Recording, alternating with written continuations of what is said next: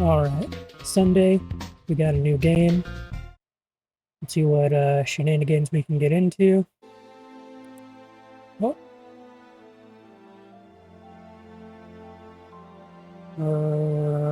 Sure.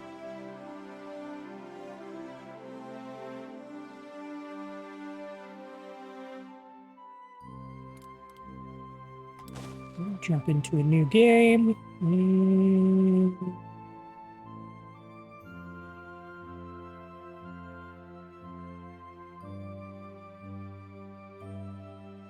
Let me just do this. Customize.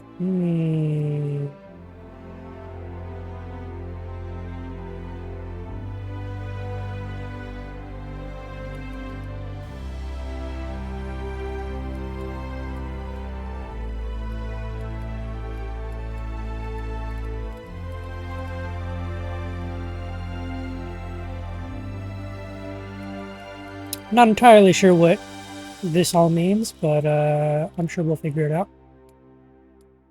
Start game.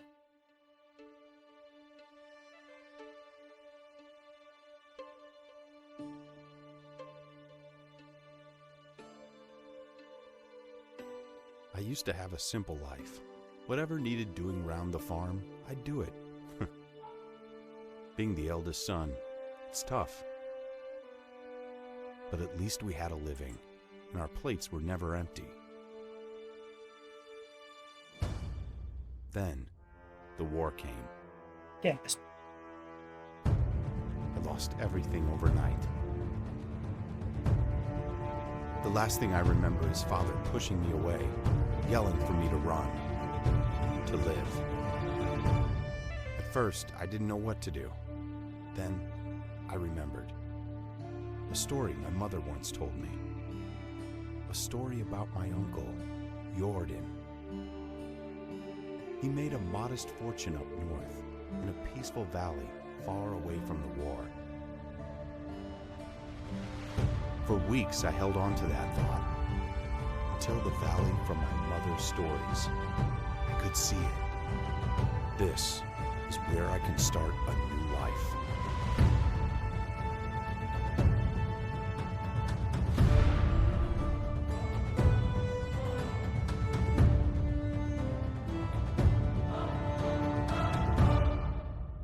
Oh. Reflection not.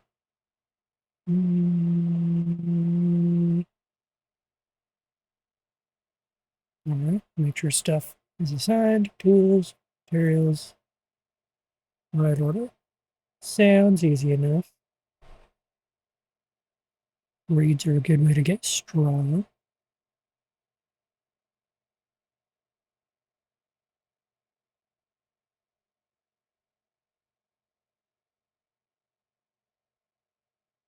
Backpacks and pouches. Mule skill. I'm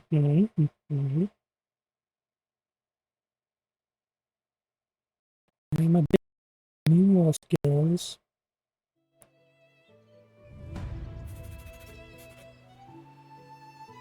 Deer and badgers. Starting a new life. Alright. Come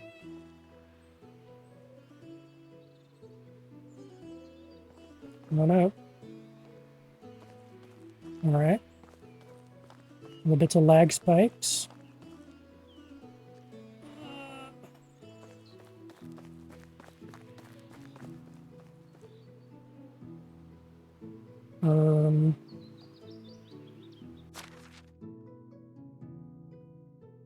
You know what, I guess we go in here then. We'll follow the trail. We'll change some settings.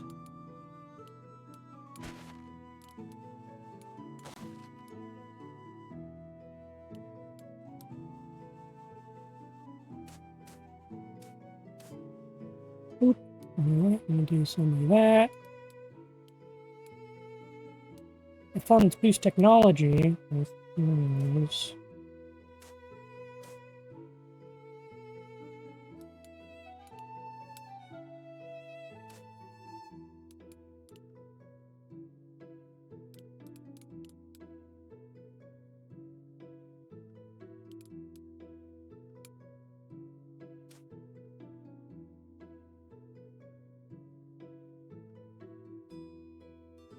Probably have to restart after changing to DirectX 11.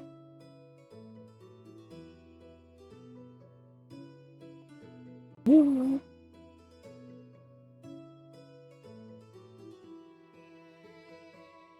Game must be restarted. Game must be restarted. Everything still looks like it was.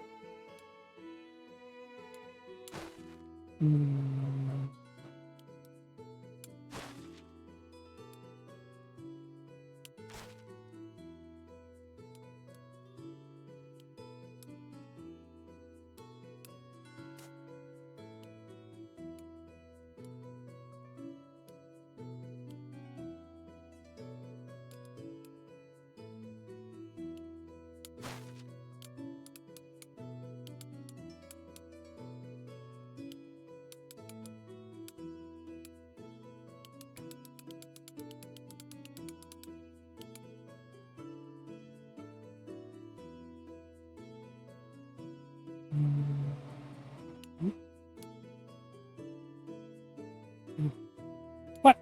Come on. Human games do that. Alright, what is X? Dismount.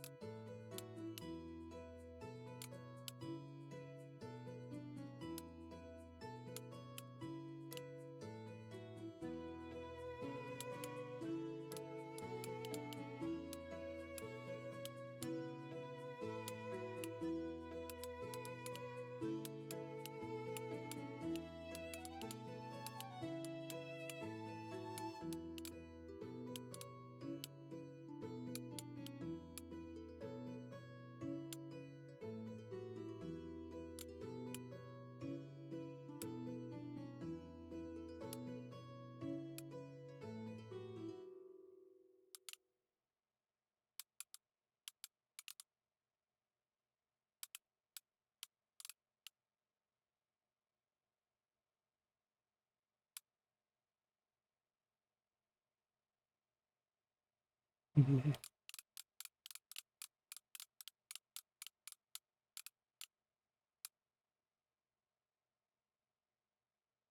We do to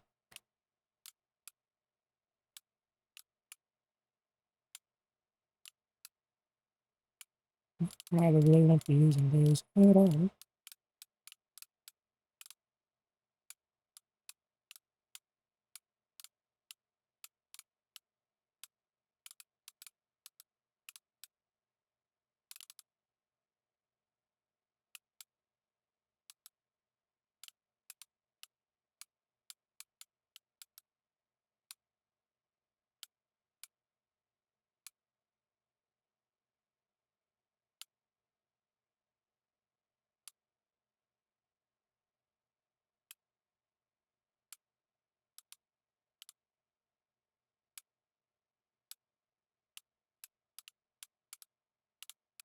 I like to think that anyone watching me set up keybinds is like really confusing because none of the keybinds make sense.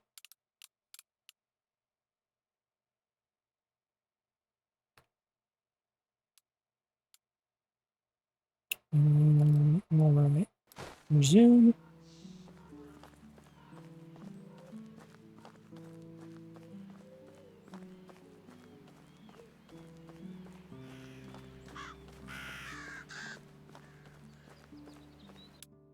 All right, settings, gameplay. Do we have knob, camera shake?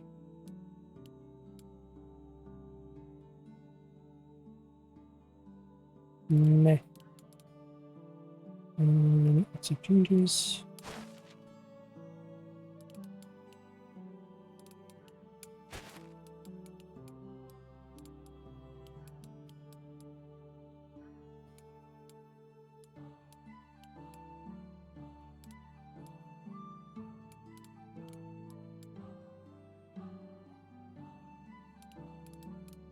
Does not seem to be.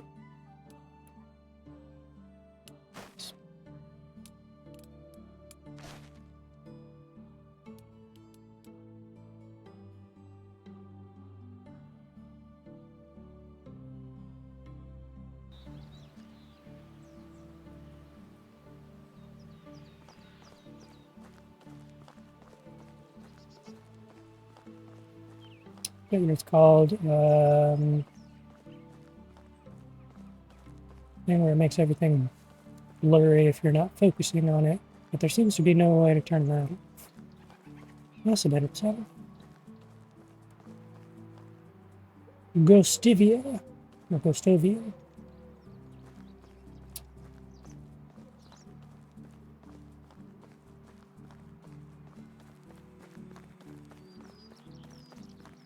Depth of field. That's what I'm thinking of. Alright.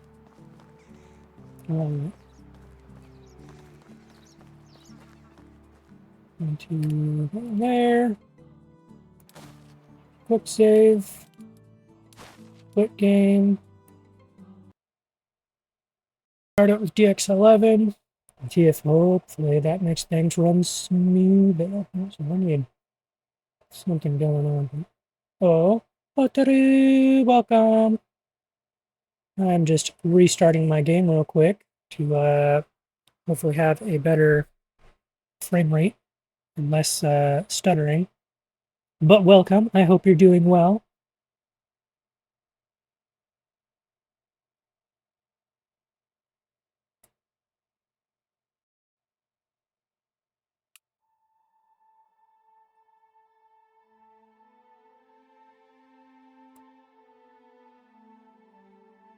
Oh, I don't know who's connected to Epic.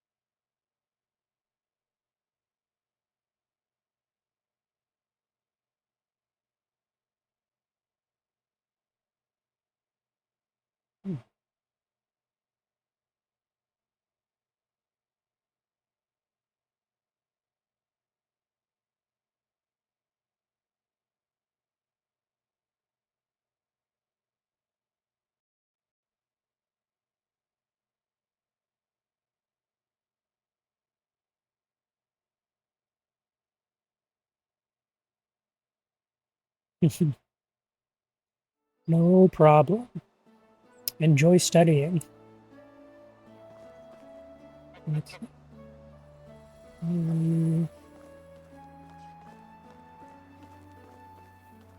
won't say the stutter is completely gone. It's definitely less than it was.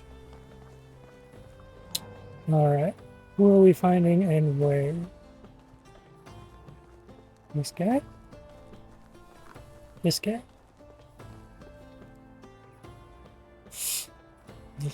Those eyes. I didn't think I would see them again. One blue as the sky, the other black like a lump of coal. Are you alright? You look like you've seen a ghost. Ha ha! So you want one. Good. For a second there, I thought I lost it. Ha ha! But your eyes. You look just like him. Sorry, you must have mistaken me with someone. I'm new to these parts, just arrived at the valley, actually. My name is Rasimir. I'm Wanda's son, aren't you? Jordan's nephew.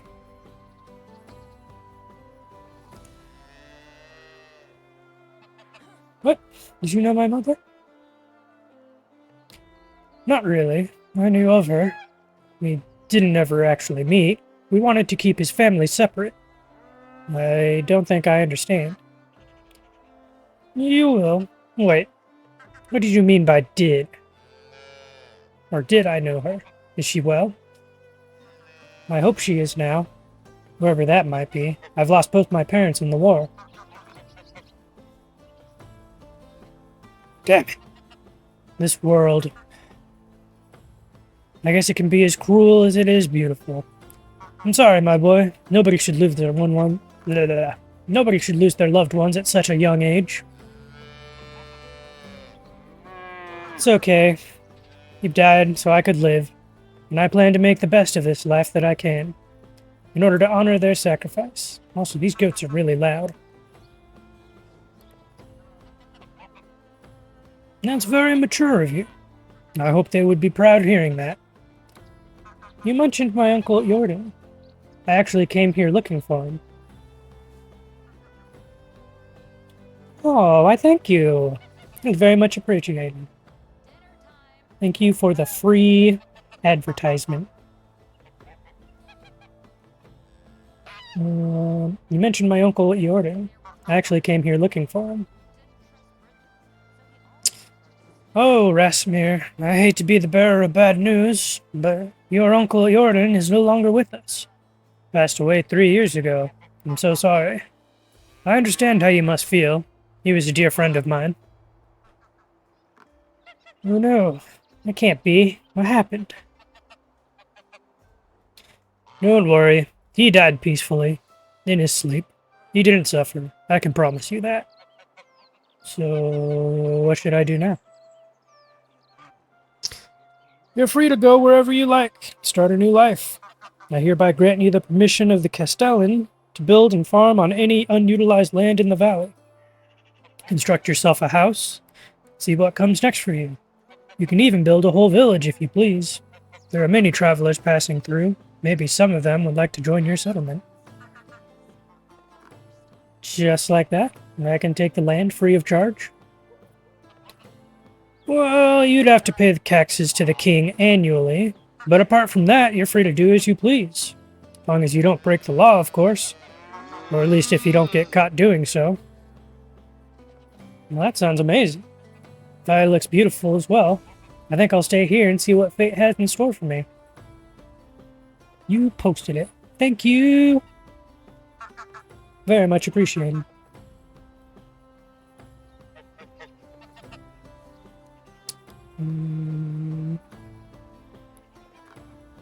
Well, I'm glad to hear that. You can find resources all over the land. Grab a few rocks and sticks from the ground and craft yourself a simple axe. With it, you can cut down trees and chop them into logs. Cookie Samara, welcome.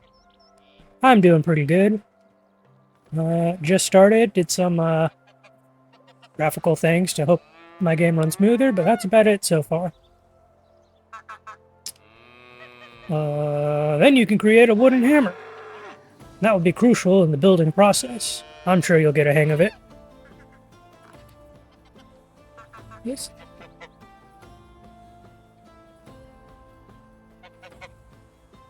Oxbow or the other one? This is the, I guess the trainer one. That's the one with the set character. When you build yourself a home, come back to Ghostovia and talk to my wife. I don't know how to say that. She manages the tavern. Ask her to feed you. You'll be famished, or you must be famished. And grab some beers for both of us and come back. I'll tell you some stories about your day. I don't know. I just started. This is the first person I've talked to so far.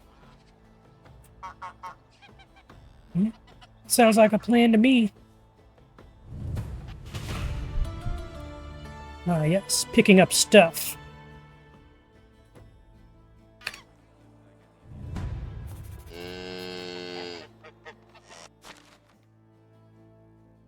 Let's see. I guess I'll go just pick up random stuff.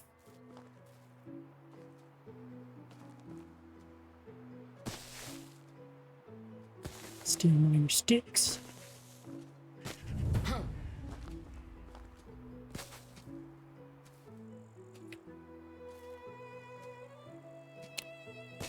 I mean, I haven't really done much with it, but seems alright so far.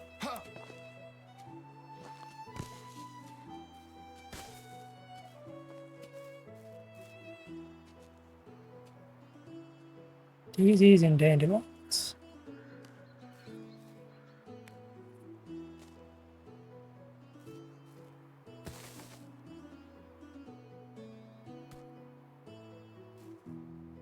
St. John's wort. Hmm.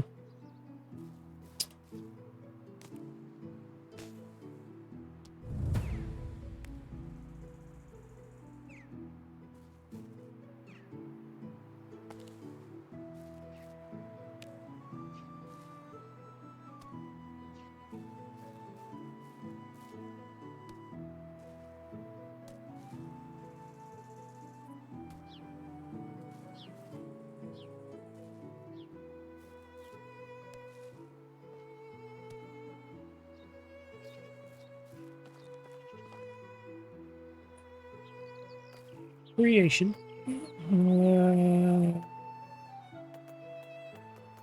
Soon handcrafted.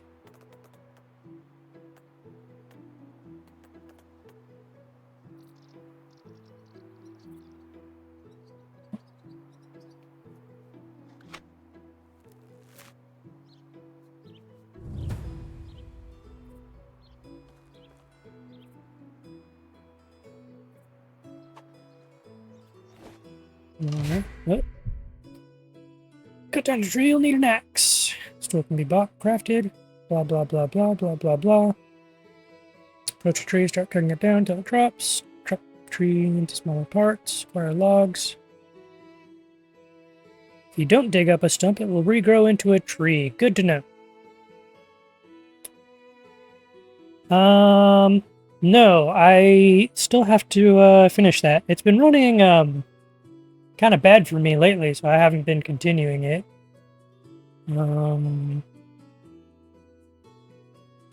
If you are interested, though, the same people that made this game make a Sengoku version called Sengoku Dynasty.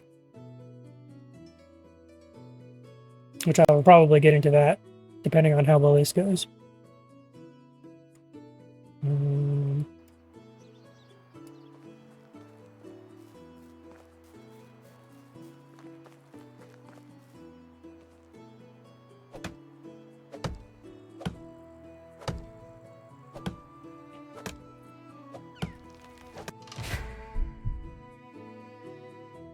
This menu lets you create a wide variety of items and buildings.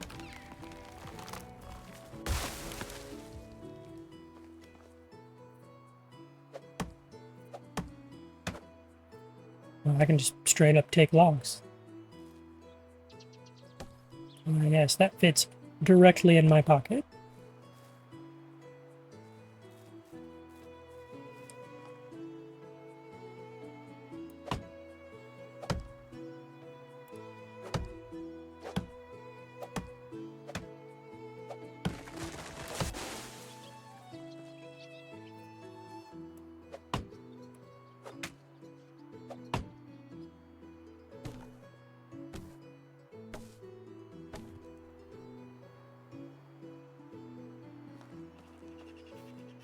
Alright, alright.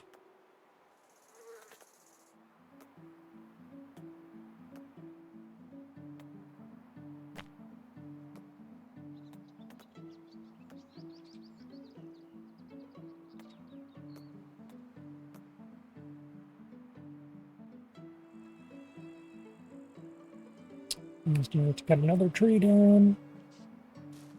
And then get some straw.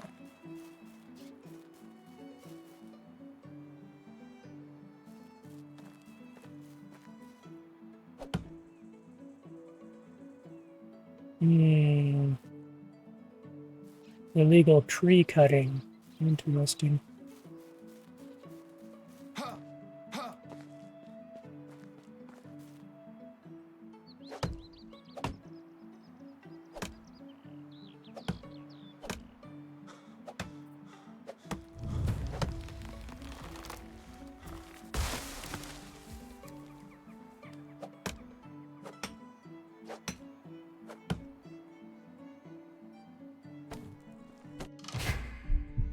Oh, we're loaded. Alright.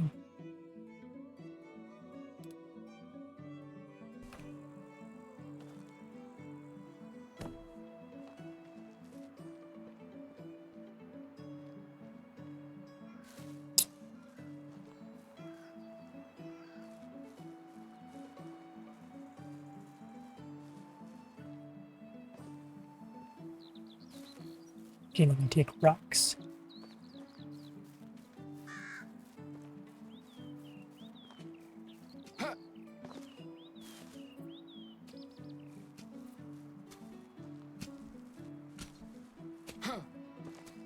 Alright.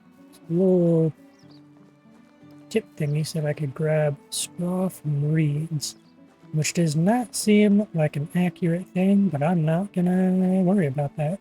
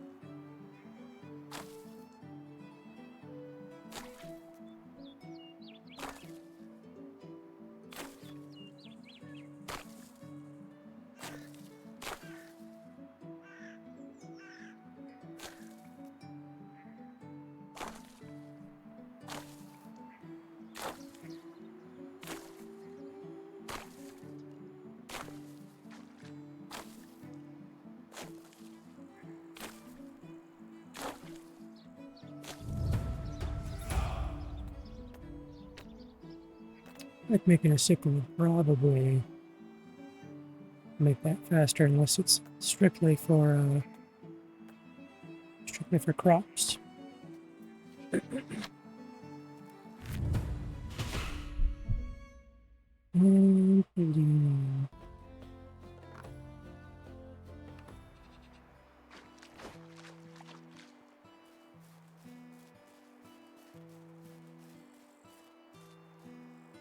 Right.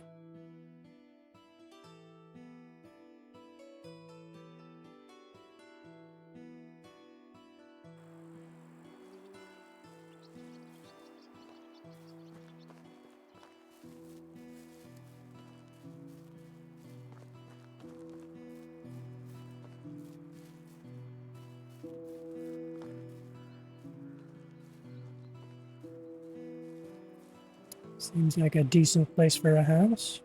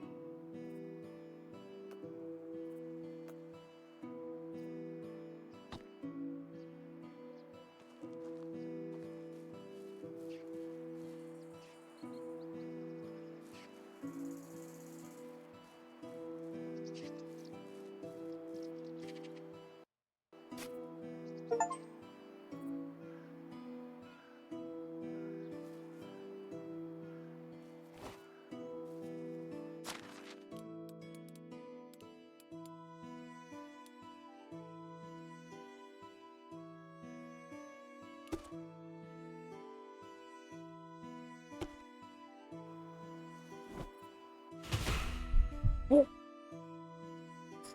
The building hammer can be used in 6 different ways. Enables you to build, repair, and destroy structures, add or remove insulation, and move buildings with all objects inside. Mode is selected while holding hammer through the select build mode menu. Okay.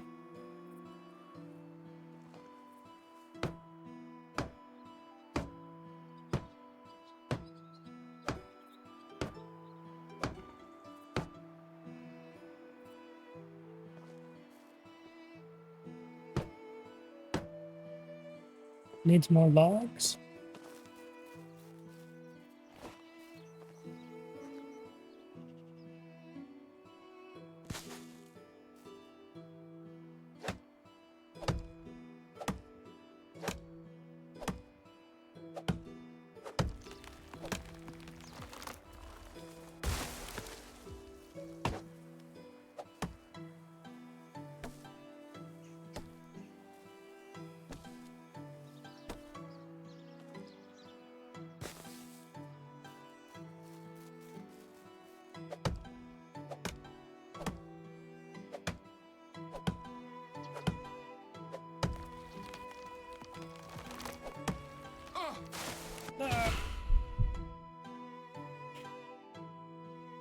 Fighting, falling, and ignoring negative statuses may make you lose your health and eventually your life.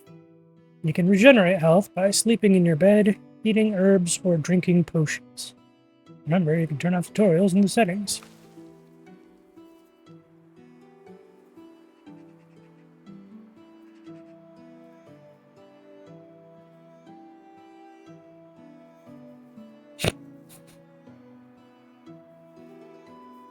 Gravity. Dead in a bush.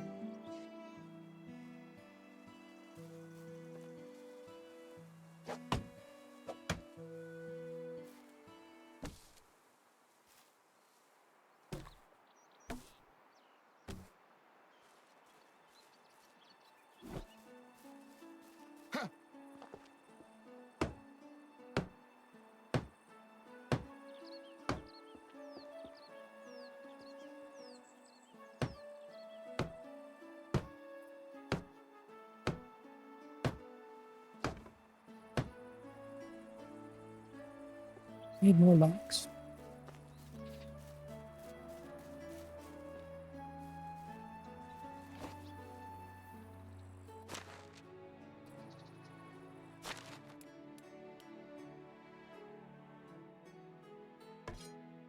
Whoop.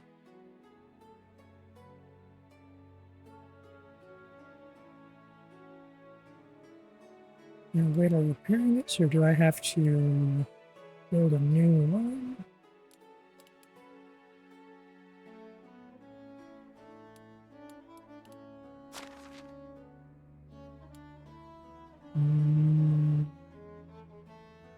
We'll deal with that later.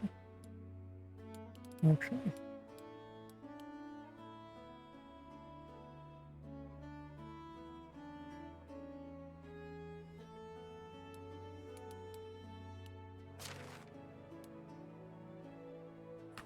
Yeah, I figure I'll probably just build a new one.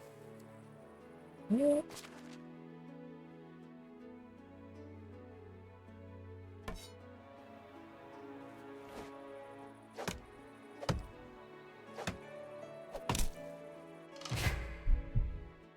Oops, looks like you've just broken your first tool. And certainly not the last one. You can craft most basic tools by hand, but they're cheap and fragile.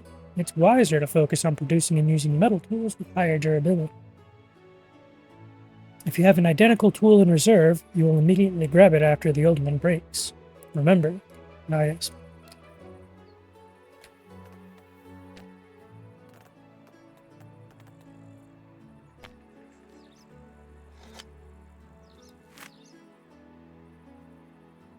Tempe, welcome.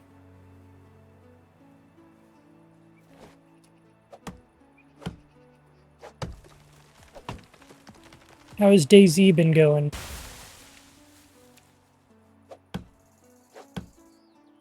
Or DayZ if you prefer. Hydration is crucial in the wilderness. When the water parameter is depleted, you will start to lose health. You can refill it by drinking various beverages. Water can be stored and transported in buckets and the water skin. Puppies.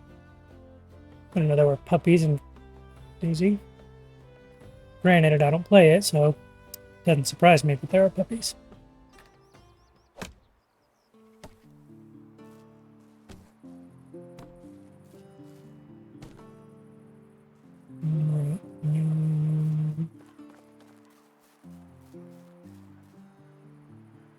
And lifeless bodies. Oh, I see. Well, I'm sure it was fun while it lasted.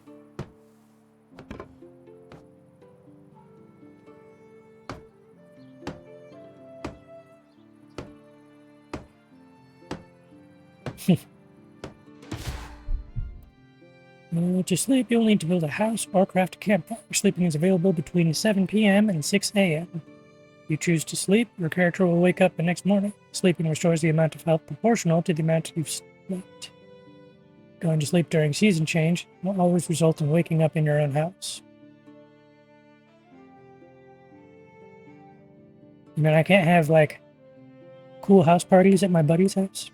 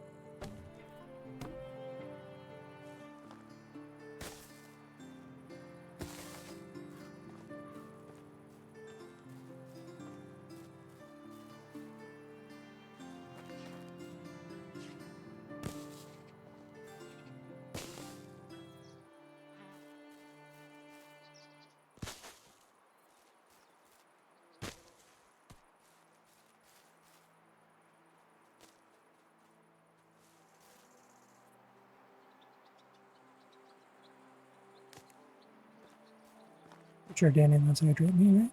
I think I read that. No dandelions, daisies. Daisies are dandelions. I'm done. Right?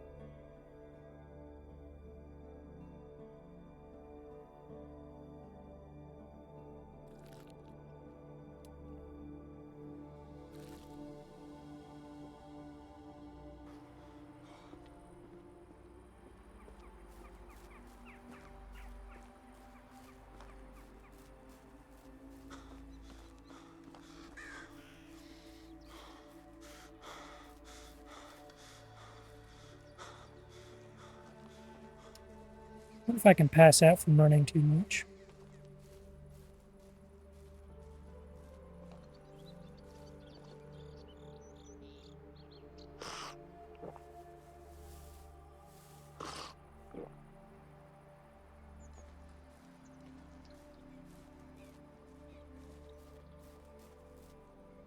Last shipment. Don't mind if I do.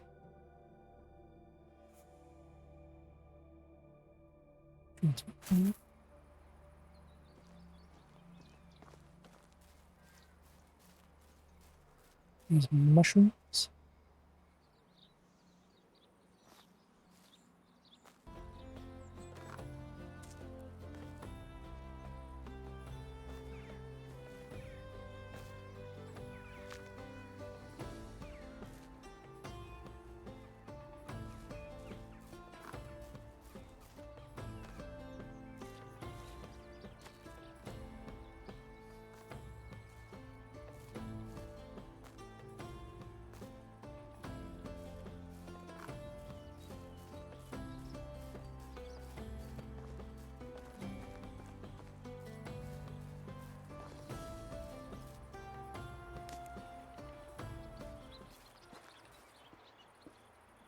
Music change. Never a good sign.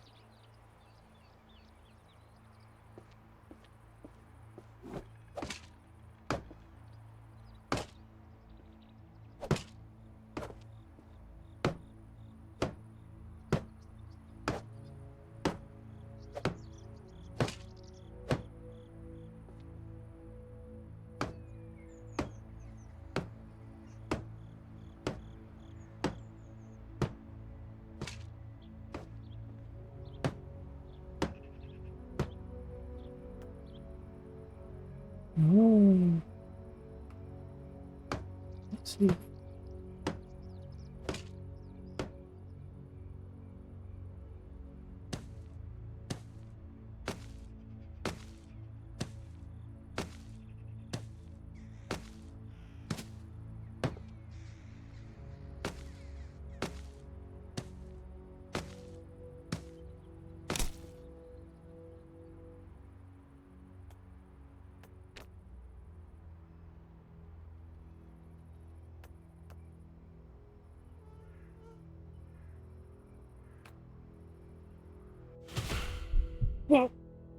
Healing is essential for survival. Good thing I have this. Random meat.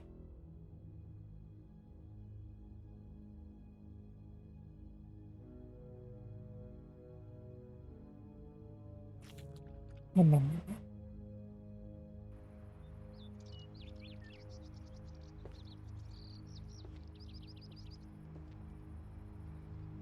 Can we open the door? Okay.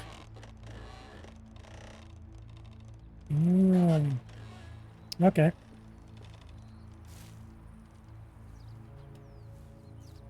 Old saloon style.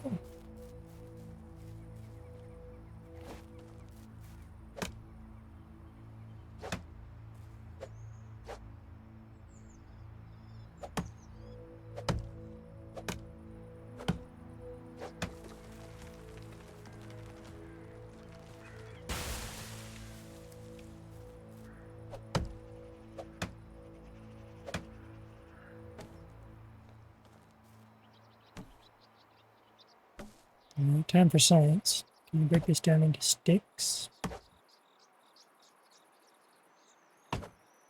Presumably not.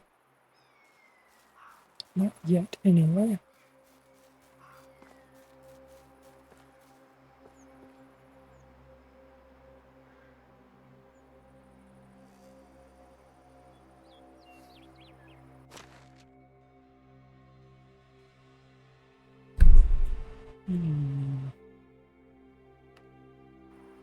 Landlord simulator.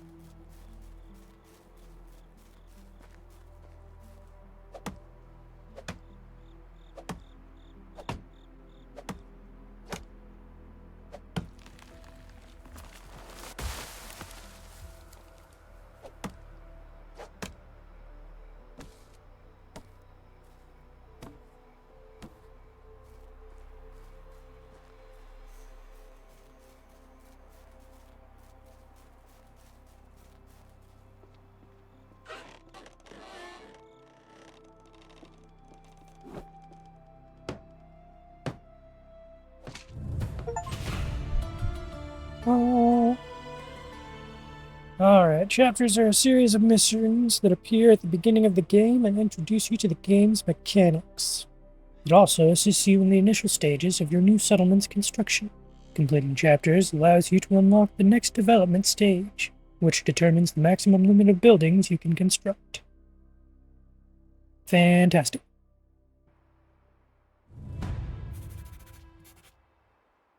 Wow. Free furniture.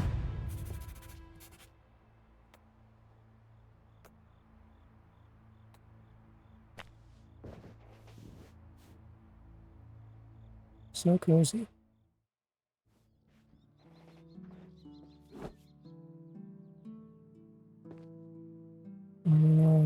Alright. Is that a trap?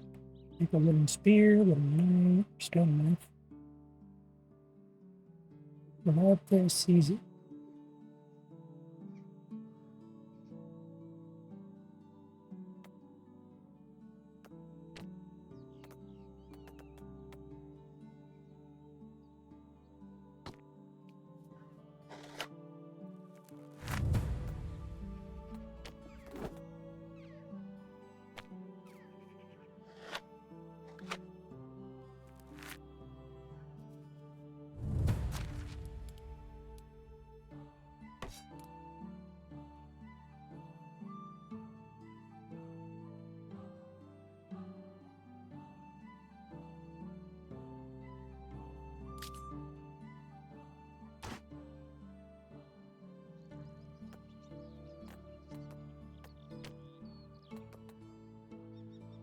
Skeletons.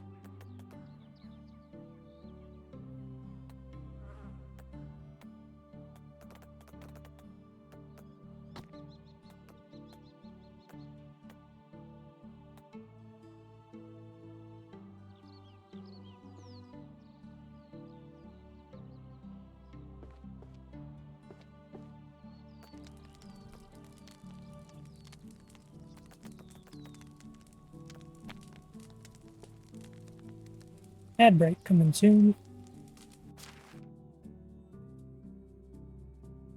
I'm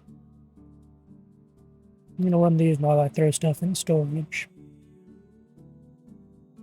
So, ads starting up now. I wish I could mess with this so it didn't pause music. But oh well.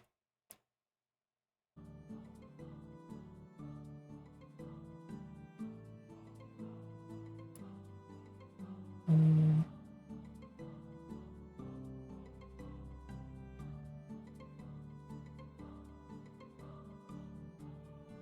hmm.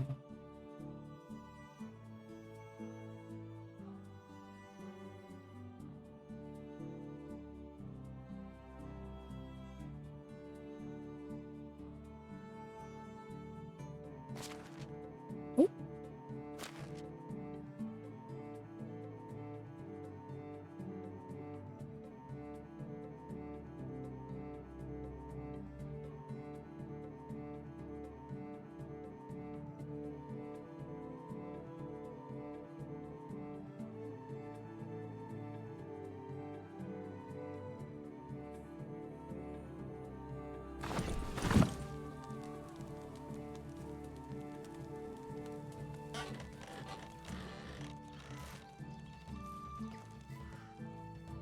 alright. How do I go about setting a rabbit trap?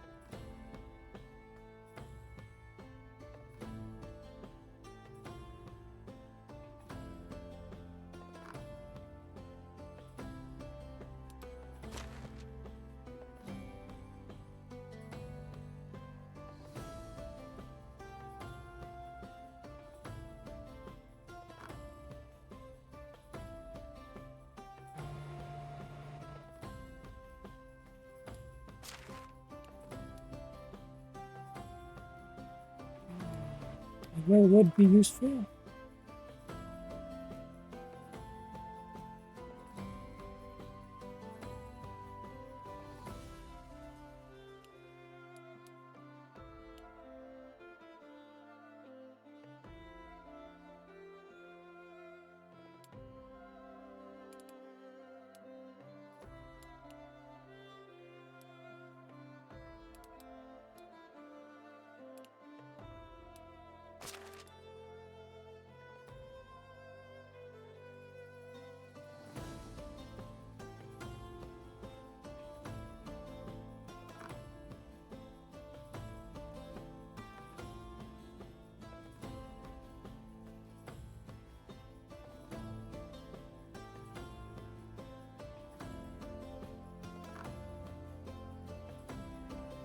Alright, it wants me to build a rabbit trap, but it also won't tell me how to make a rabbit trap.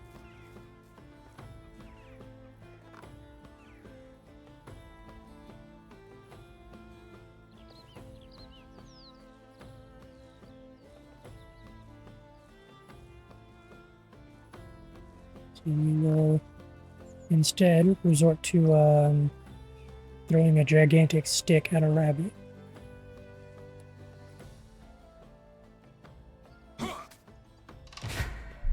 Wow. Inspector mode. You see dropped items, villagers near you, stats of NPCs. Yes.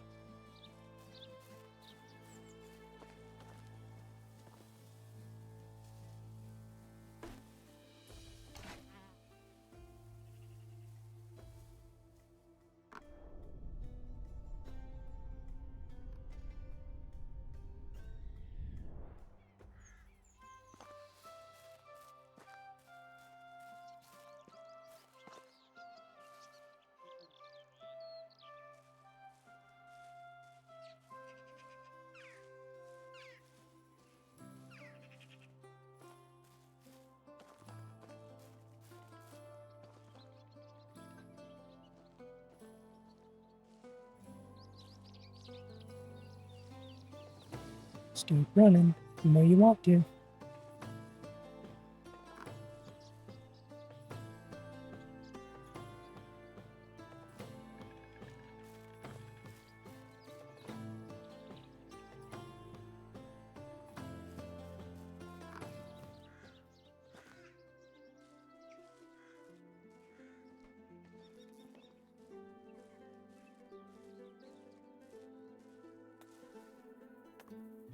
Can't randomly build a bow yet, right?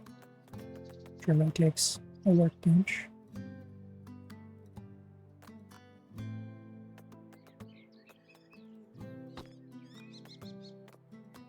Ah, traps.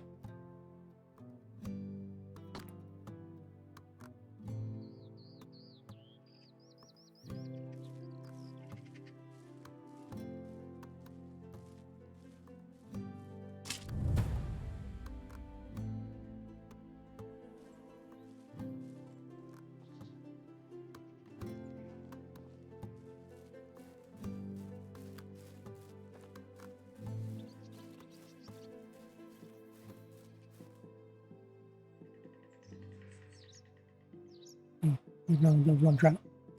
Yeah.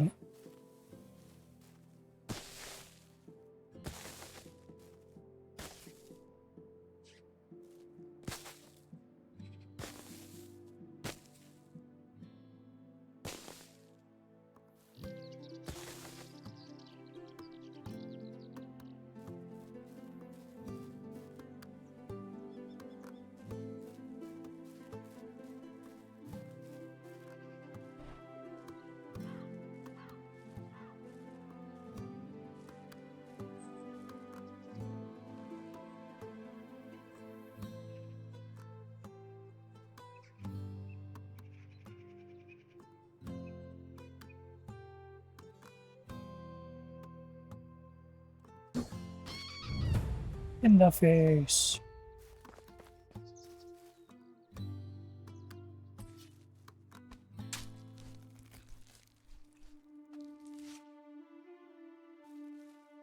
Yes, and I got my spear back.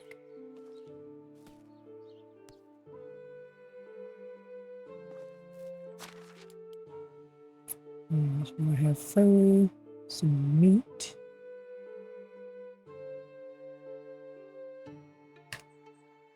Alright. Back to the homestead.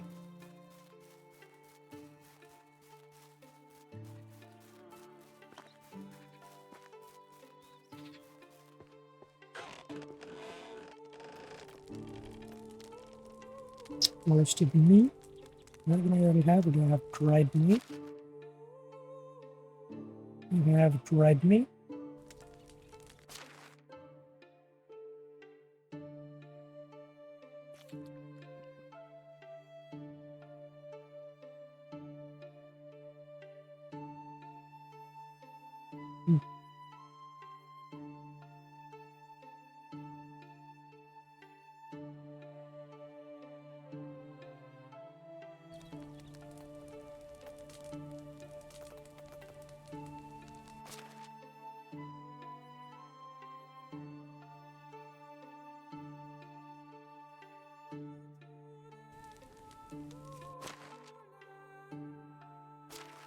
Eat these mushrooms, but I don't want to be poisoned by them again.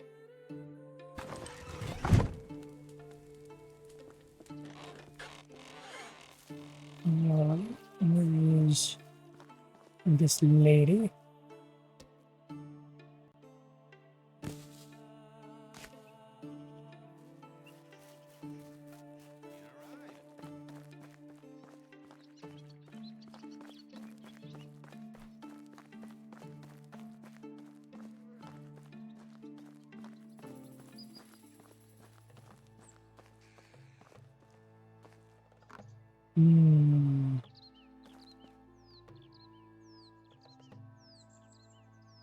Travelers of this realm are drawn to the bonfires like moths, myself included.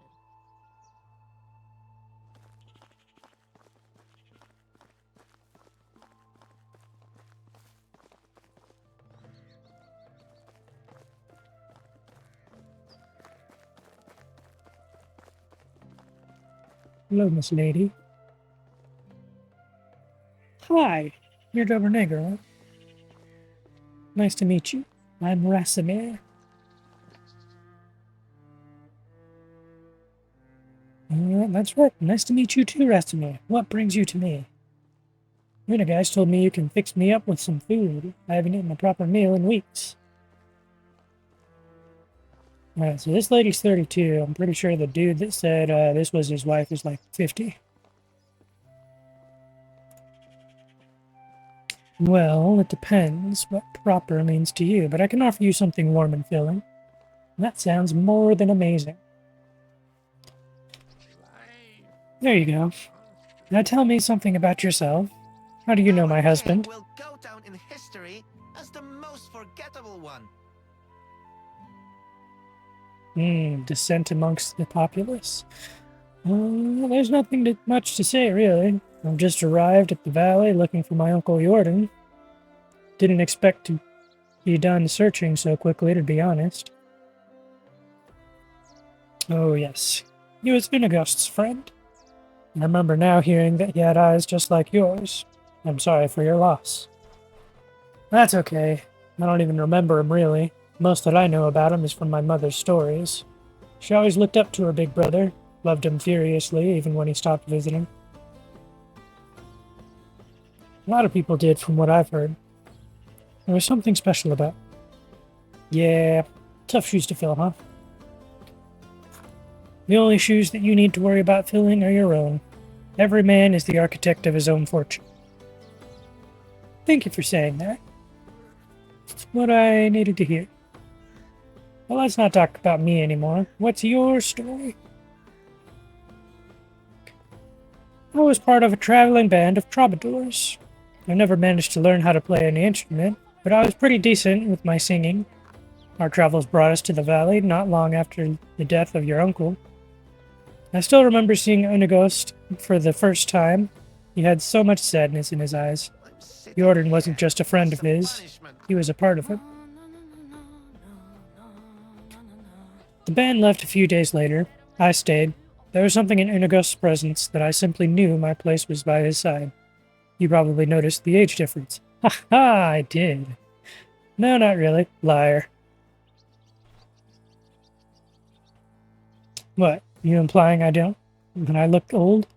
Nothing of sorts.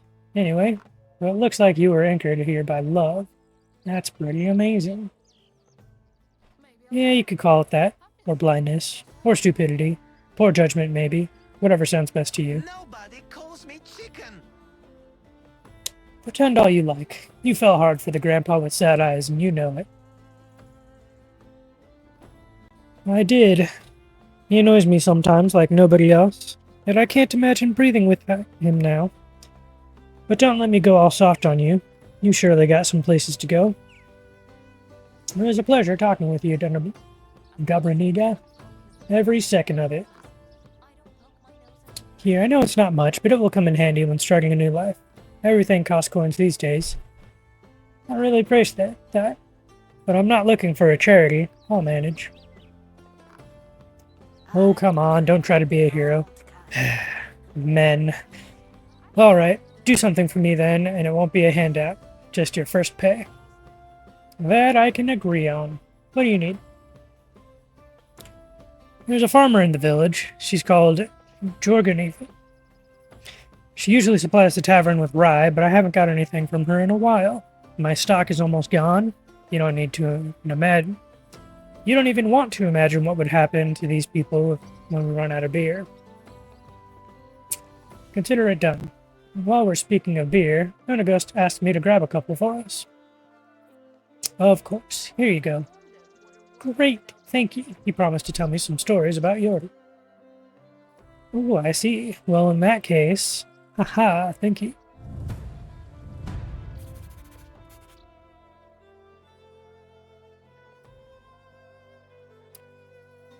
Hmm.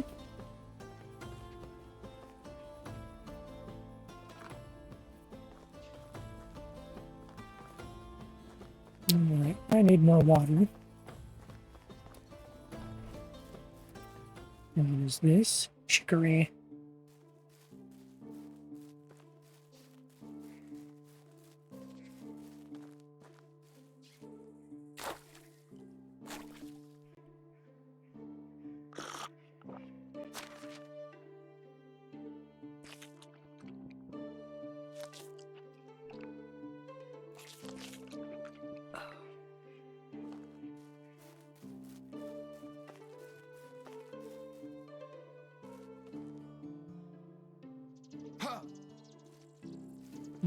Can't climb over stuff, so that's alright, I guess.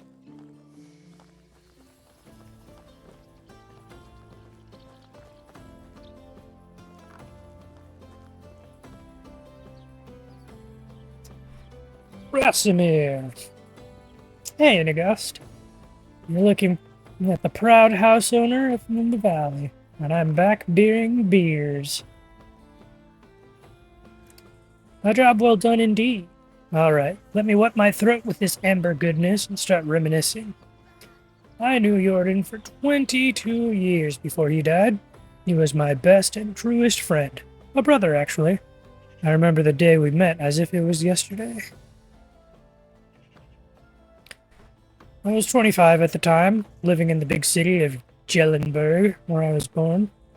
You could say I hated that place, but still, it was the only home I ever knew. Maybe someday I'll tell you more about that. Anyway, I was forced to take care of my own, so I did. Doing the only thing I could do. Stealing. You were a thief? I was. And a bloody good one at that, if I may say. Picking pockets was my bread and butter. I could steal a piece of steak right out from under your fork and you wouldn't even notice. It wasn't greed that motivated me, just survival. But I'd be lying if I didn't say I didn't enjoy the process. Stealing is a crime, no matter the motivation.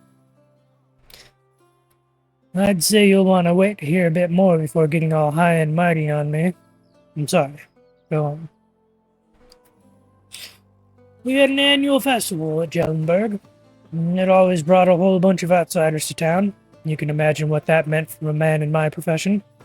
I could do a day's worth of work in a matter of minutes. Grabbed a few coins here and there, some jewelry, a pair of new boots, and then I saw a nobleman with a money bag strapped to his belt. He's basically begging to be set free. I sneaked behind him in the crowd, like I did 1,000 times before. Child's play. Gently grabbed the pouch, did a little shimmy magic, and there it was, sitting neatly in my palm. Just needed to turn around and disappear, like always, and then wham! What happened?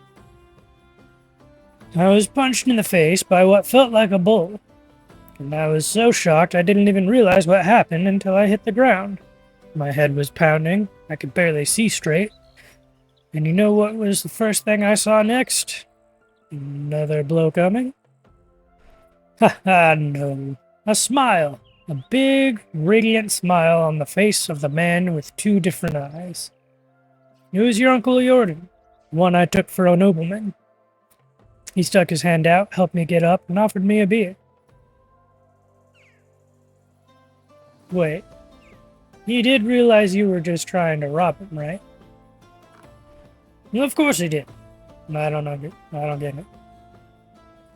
And that's just how Jordan was. You see, your uncle was deadly clever. Smartest man I've ever known, hands down. He could see the world like nobody else. Predict things. He always had at least a dozen steps ahead of anyone else. So, on a rare occasion that somebody surprised him, he was intrigued. And he wasn't expecting you. Indeed. Apparently, even despite my failure, I was still the one that came the closest to robbing it. And he liked that. So, I'm guessing you accepted his invitation, right? I didn't really have a choice, did I? I was terrified of the guy at the moment, so we went. He took me to the most expensive and most crowded tavern in the whole town. Remember that it was the day of the festival. Even entering that place was next to impossible. He didn't seem to care, though. In the matter of seconds, we were sitting at the table being serviced by 2 barmaids at the same time. It was surreal. In my mind, there was only one explanation. He owned the place. And did he? Not at all. It was his first time in Jellenburg. It all felt like a dream, to be honest, especially with me being dazed after the punch. I was still sure he was a nobleman. His manners, his clothes, the way he talked and moved. And then he chugged a beer like it was a race, wiped his face with his sleeve, and burped like a drum. He went from the lord to a savage like that. Snaps fingers. I relived that moment a dozen times until I realized why he did that. It wasn't a mistake. Oh no. No laziness. No moment of weakness. He wanted me to see it. To understand it. Understand what? That he was full of crap. Ha ha ha ha. You see, Rasimir, your uncle was one of a kind. He was a true master of arms. And his weapon of choice was his confidence. And what does that even mean? Imagine a closed door with 2 armed guards at its sides. You want what's inside. What are your options? You can force yourself in, bribe the guards, try to pick a lock. But Jordan, he just holds his head up high, walks right in, and demands the door to be open.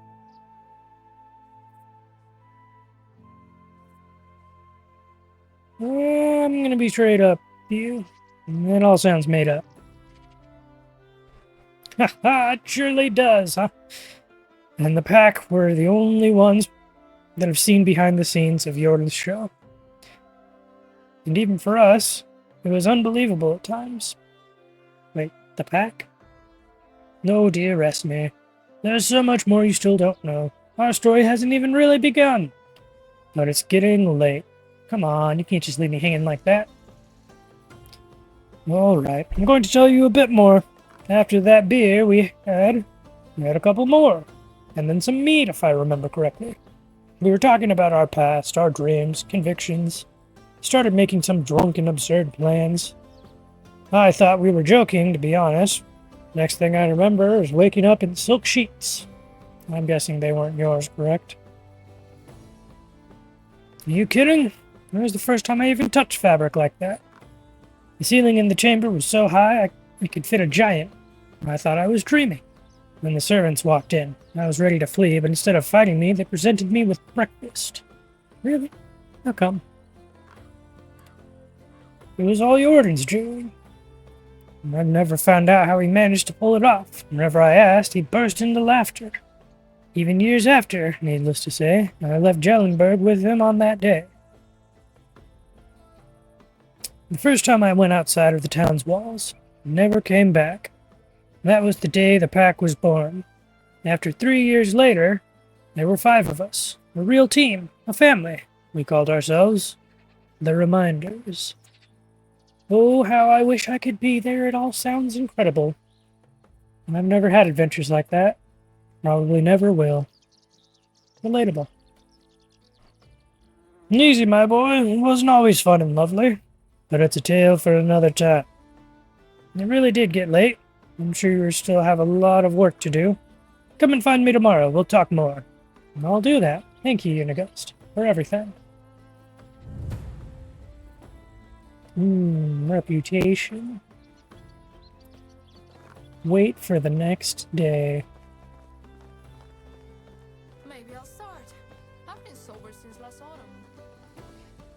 Good job.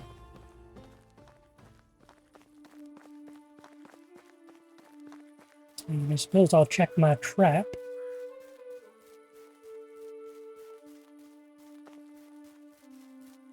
There's definitely a rabbit in there.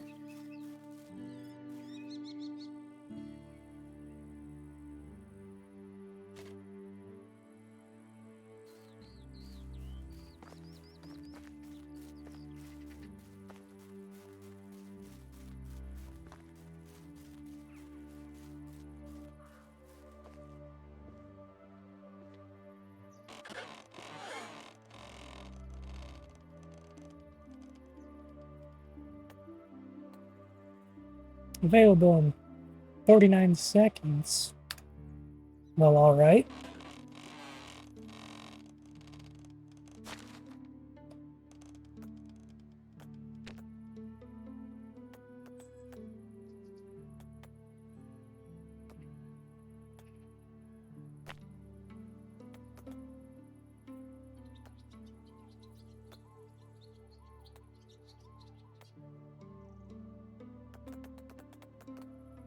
Fishing decorations.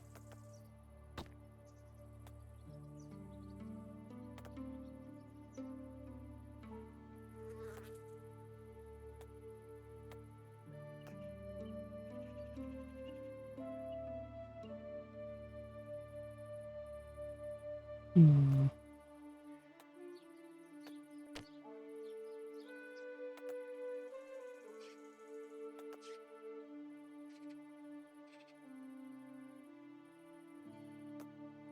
Oh boy. We're going retro. Whoop. Look at me. I'm version 1. Yeah, I should be able to sleep now.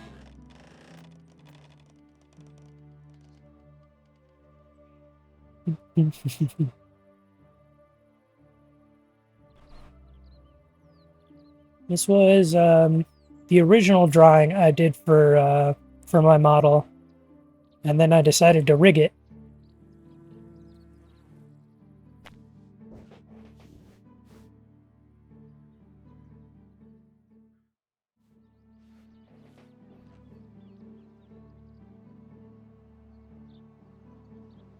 Alright.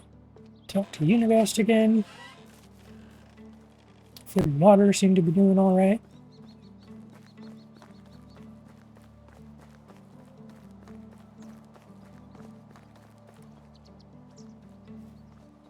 So I wonder if I should build another house and try to get some tenants.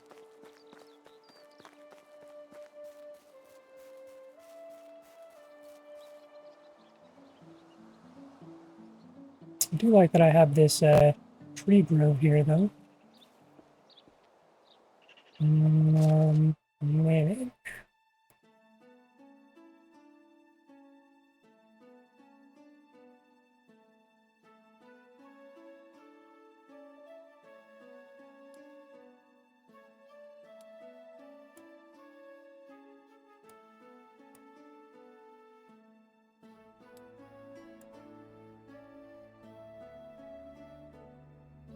I guess at some point random people will kind of just come around then.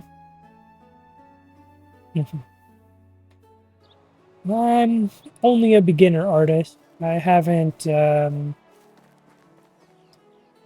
up until I made my model, I haven't really done any art since, like, grade 3.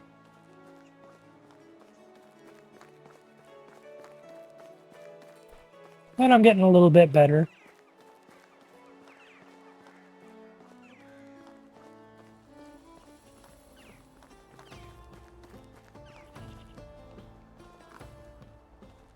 Oh no, he's changed places.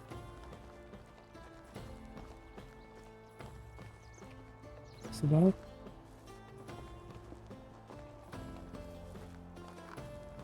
This dude just likes hanging out at random people's houses. Yeah, hello, Rasimir. You getting settled? Grade 3? Yep, grade 3. We were doing, art. We had to, sit across from someone and draw a portrait of them. That's the last major art thing I've done since doing my model. And then I kind of work on stuff now and then. Actually, let me see if I can whip it out real quick. I made a model for a friend.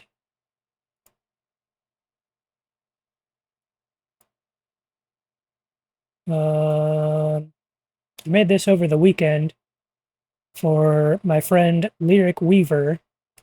And she's an angel, and she wanted a biblically accurate angel.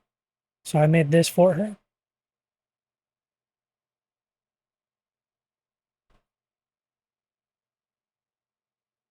I think I need to improve some of the movement for it. And maybe fix the teeth. The teeth seem a little, I don't know, the teeth seem closed a little too much. But yeah, this is my newest thing I did for my friend. Yeah, lyrics time.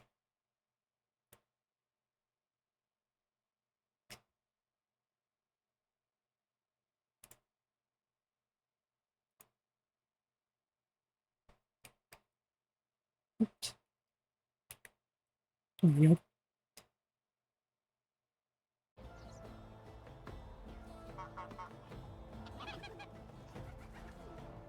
Hello, Rasimir. Are you getting settled? The valley's treating you nicely so far. Oh. That's wonderful, Rasimir. But you came at a poor time. My duties as Castellan await me. Of course, I understand. Is everything all right? Yeah, it's... I'm not too sure, to be honest. There's been a murder. Yeah, I like Lyric. She's fun to hang out with. There's been a murder.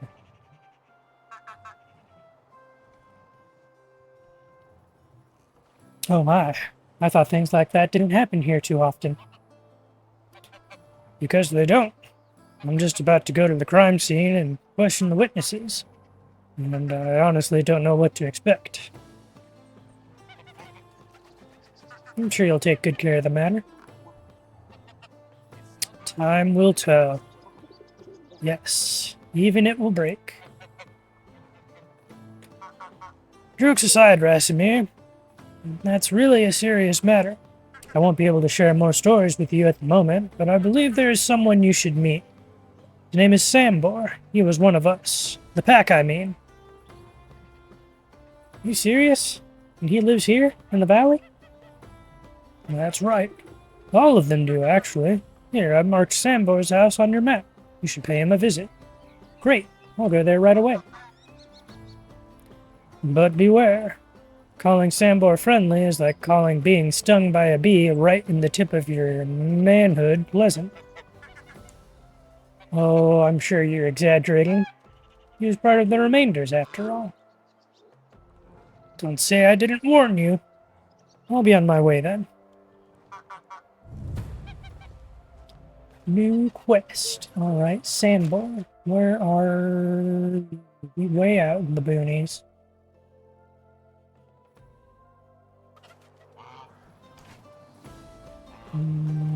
Probably craft another spear, just in case.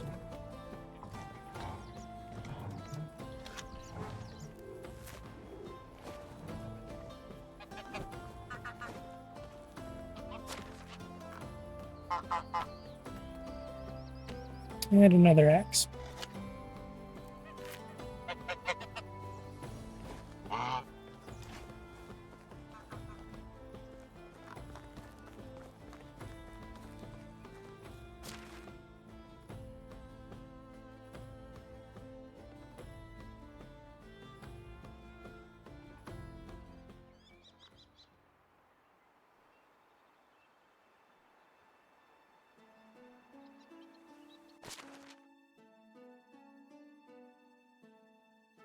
Is this Sambor's house, or is that Sambor's house?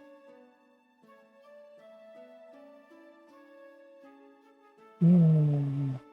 New quest and quest target. Hmm. Alright, well, I guess we're going to investigate over here first then.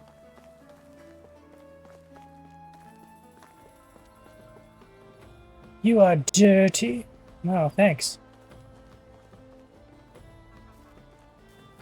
Cows.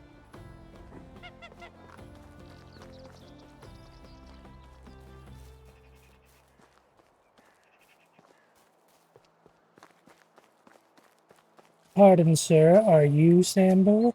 Or not? Mr. Owl, what can I do for you? Hi, my name is Rasamir. Hi, I'm Alwyn. I don't recognize you. Are you new here?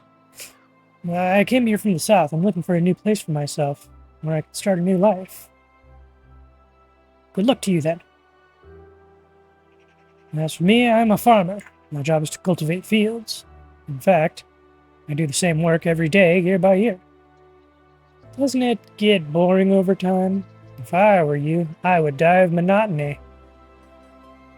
And of course it bores me. How long can you do the same thing in your life over and over again? But my family needs my help, and I'm doing my best to provide for them. I didn't mean to blah blah blah. Didn't mean to offend you. I'm sorry. There's no need for you to apologize. I'm a little bit annoyed and short-tempered recently. There's a delicate matter that won't let me focus on my work. What's that, Alwyn? Maybe I could be of some aid. It may seem petty, but I'm really tired of my mother's conflict with Jorgenwina. Her son Delbar won't leave my little sister Olga alone.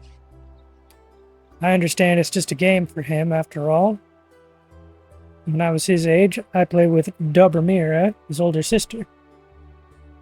I pretended to be a knight, equipped with a stick instead of a sword, but anyway, I managed to protect her honor. Like every knight does, it's adorable in its way. Anyway, let's get down to earth. I think he needs something to keep him busy and away from my sister. So that you could work with a clear mind again, huh? It would be nice indeed. I'll see what I can do.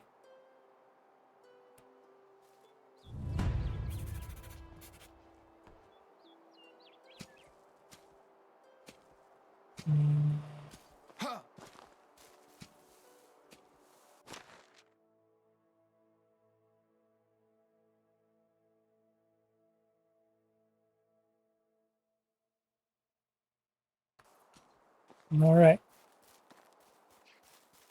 Time for adventure.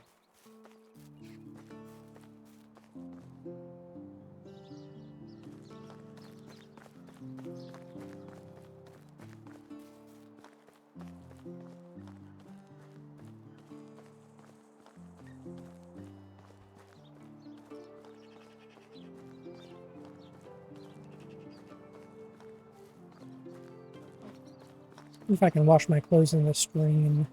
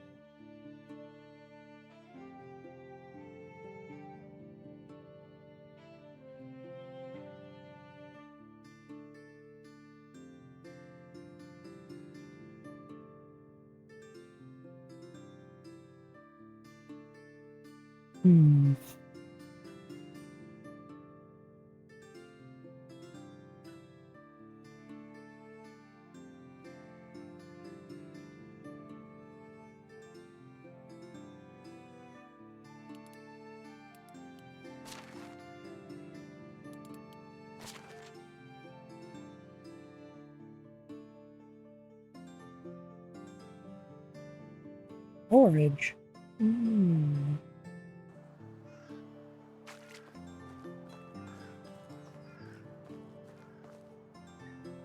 Ducks.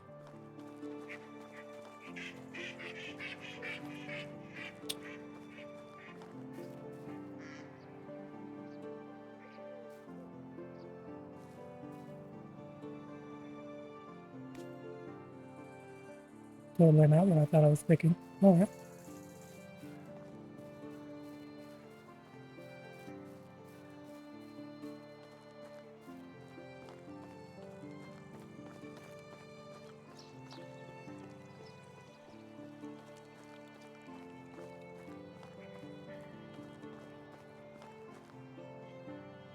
A straight up eagle.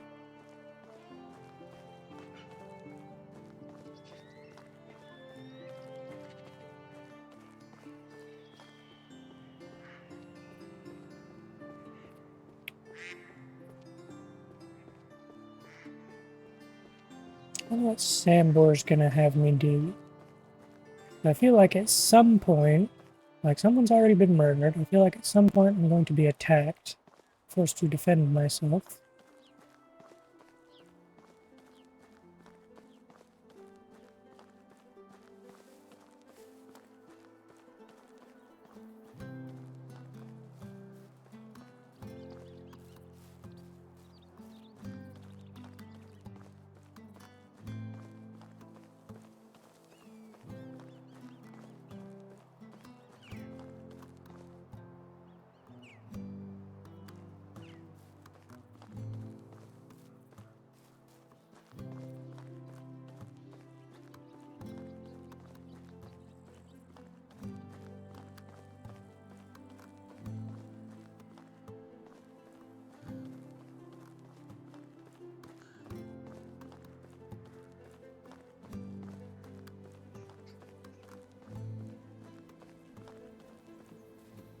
What's this? 3 logs and an axe.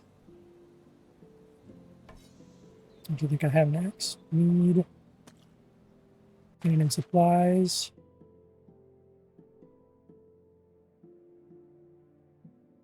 Don't mind if I do.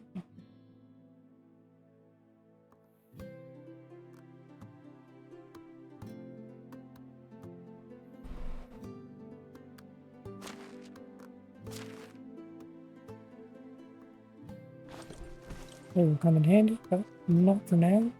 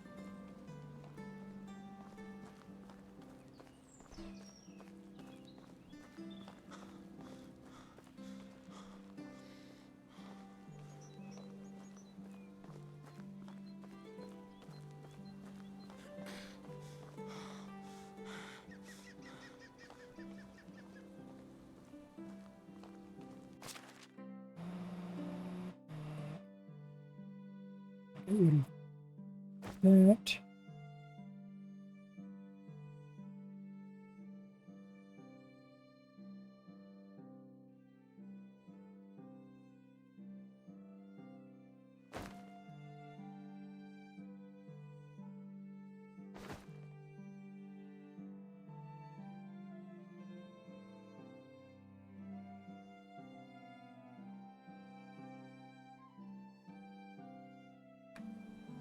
Look.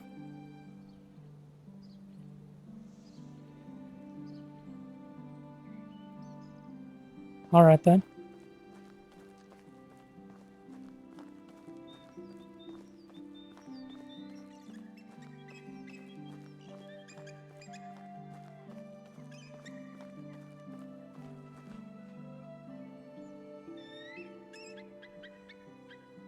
What's that? I think that's a hawk.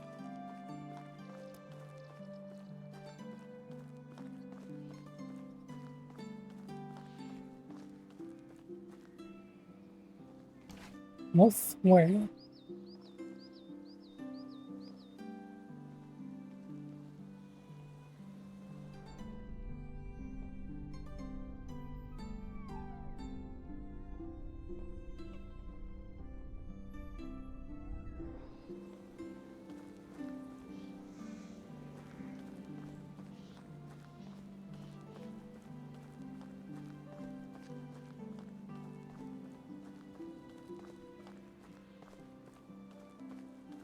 Said that I discovered wolves, but I don't see them, and that's never a good thing.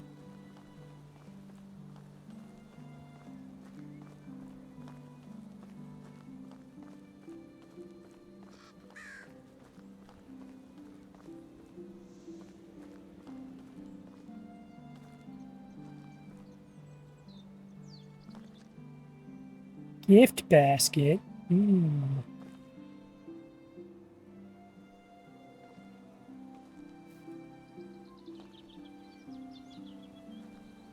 I guess I can just take this dude's stuff.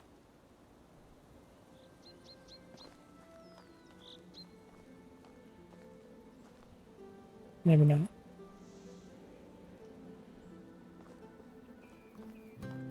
Alright, Sandbor, what do you have to tell me? I think you lost, boy. Sorry, I didn't mean to just... Wait a second. Look me in the eye. Stop shivering, for crying out loud. Black and blue. You're Jordan's family, aren't you? Yes, my name's Rasimir.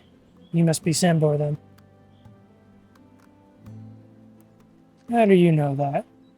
Well, I was just talking to Unigast. He told me that you were part of their reminder as well. Part of what now? The pack? The one with Unigast and Jordan? Never heard of this idiotic name in my life. Oh, sorry. Maybe I've made a mistake. You were called the Undying Fist. Oh. That is so much worse. Whatever. What do you know? What are you, like 12? Normally I would argue with you about that, but I'm afraid you'll kick the bucket during this dispute, old man. Ooh, there is something I would kick for sure. So smart choice, Snot. Anyway, I would love to hear some stories about my uncle and Pack's adventurers all together. That's an amazing confidence, because I would love to spend my time telling the old tales by the crackling fire. Oh, am I, really? No, leave my property and forget where it is. Oh, come on. It'll only take a moment. A moment, really. Just tell me, what was my uncle like?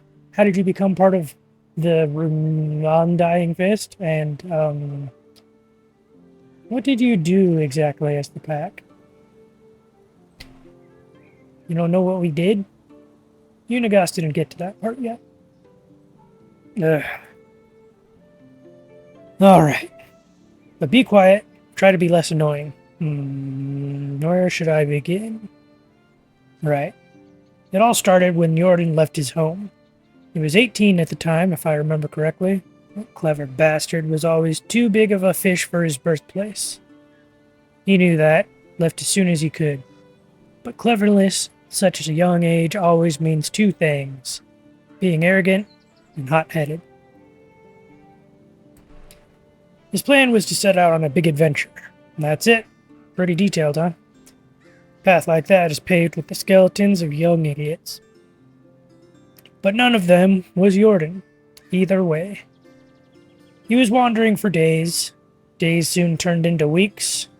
His rations into dust. He was useless as a hunter, back then at least, so berries and mushrooms were all he could get. So obviously, he needed some coins. He came across a manor with orchards so vast they seemed like an ocean. Jordan managed to find some work there. A week of back-breaking labor had passed. His hands were covered in blisters, skin red from the scorching sun, knees pulsating from pain. I must say, you're really an amazing storyteller. I wasn't expecting that. Shut up. You want me to finish? Where was I? Alright. He was exhausted from all the strenuous work he's done. Went to the lord of the manor with a smile on his face to collect the payment. His stomach was already full with fantasies of all the delicious treats he was dreaming of buying. And all that was ruined by the hand of the Lord holding a couple of lousy coins. Jordan was furious. That was merely a fraction of the pay he was supposed to acquire. He started shouting at the Lord, demanding justice. Peasants were just flies to the Lord, disgusting, replaceable insects. And what do you do with a fly which buzzes too loudly? Both of the large palms struck Jordan's ears with the strength of an ox. Jordan fell to the ground stunned, and the Lord's guards threw him out of the manor like garbage, stealing that few pathetic coins while doing so. If I may add, it wasn't until evening when Jordan regained his hearing. And with it came a fervent thought of revenge. Your uncle was quite a capable fighter when I met him 10 years later, but he wasn't back then. He knew the guards would massacre him if he only came close, so he needed to find another way to fulfill his vengeance. Jordan was always ambitious, but that hatred fueled him like nothing before. And what happened next?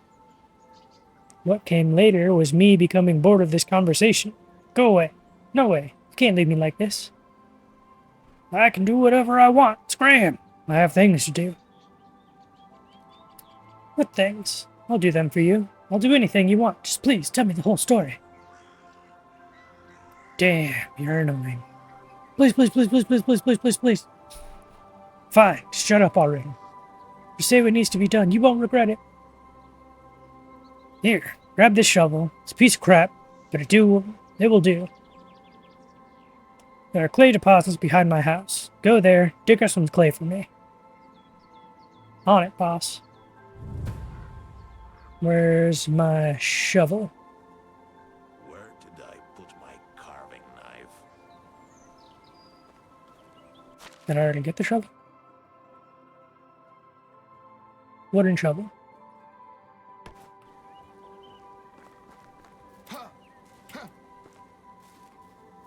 This looks like clay. Is that a chipmunk?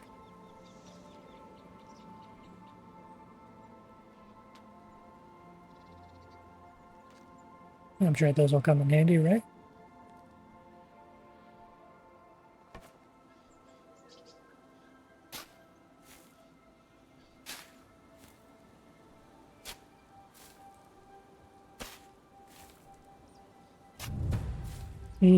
Clay. Why are your tier figurines all over the place?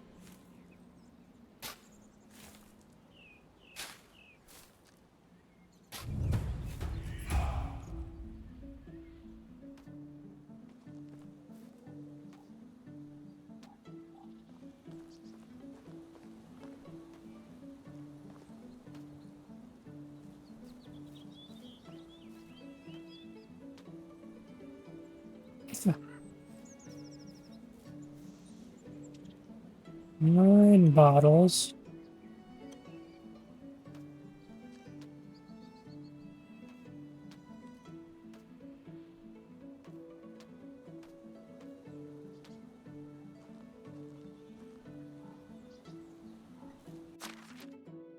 Oh, so heavy.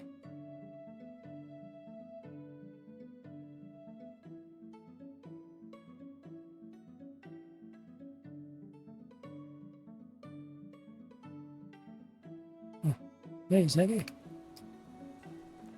Alright, old man.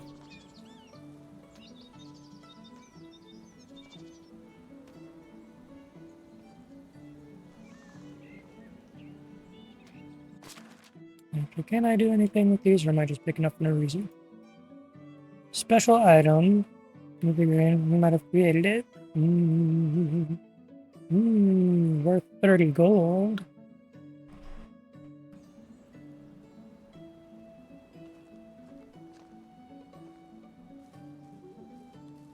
Is he gonna teach me how to make figurines?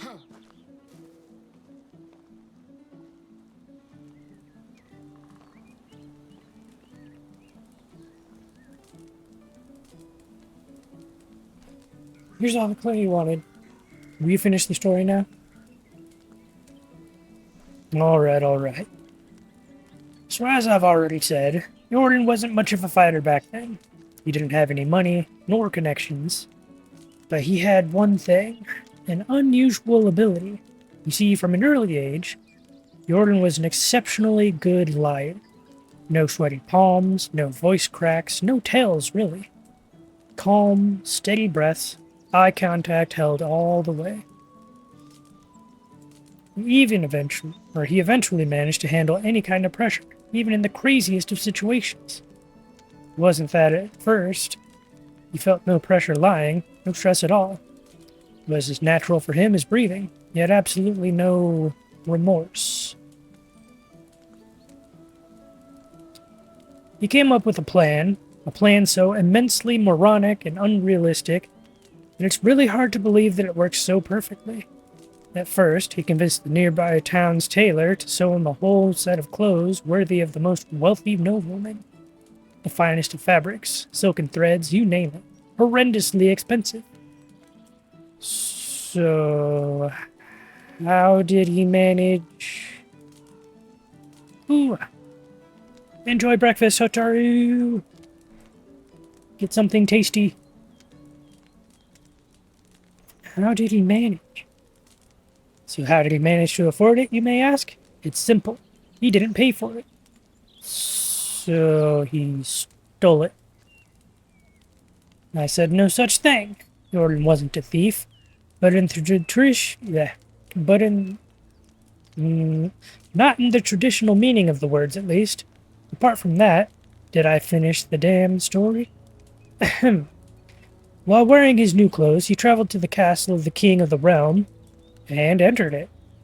Okay, now that you're making this all up, it's simply impossible. You're absolutely right. It is. It's mad to even consider trying to pull that off. But Jordan, he just walked straight in. I don't blame you for doubting me. Damn. I would have been the first to doubt a thing like that. If I didn't see him doing it hundreds of times later with my own eyes. Anyway, he walked right in the castle, and once he was there, he followed through with his plan, which was betting his wife. Whose wife? The king's. The king's wife? Mm-hmm. So, the queen. Indeed. So let me get this straight. The plan was to get into the castle and lay with the queen. Exactly that. You were right. This is the most absurdly idiotic plan I've ever heard of. I told you, but it worked. Like a charm. I still don't get it. What worked? What has he accomplished by that? After the lovemaking, he dressed up, deliberately leaving his undergarments on the bedside, and told the queen he'd be right back with some refreshments. Then he went to one of the king's guard, told him that he saw the queen with a company of strange men sneaking into one of the chambers. The guard rushed in, witnessed the queen naked in bed with a man's clothes right next to her. As a loyal servant, the guard reported the matter directly to the king himself, who, as you can probably imagine, became furious to say the least. He couldn't really punish his wife, and that would be bad for his reputation. But he could pursue her lover. Unfortunately for him, at this point, Jordan was long gone from the castle, riding a beautiful bay mare he borrowed from the stable into the sunset. I still don't get it. You see, the king didn't catch the filthy seducer, but it didn't mean he couldn't track him down and find him. To do so, the only track he could follow was the one thing that Jordan left behind. Except his government's, and a pleasurable memory for the queen, his name. Not his real name, of course. The name he used when introducing himself to the queen was the Lord of the Orchards. Precisely. Now you get it. Ha! That's incredible. The Lord's head must have left the company of his body pretty promptly.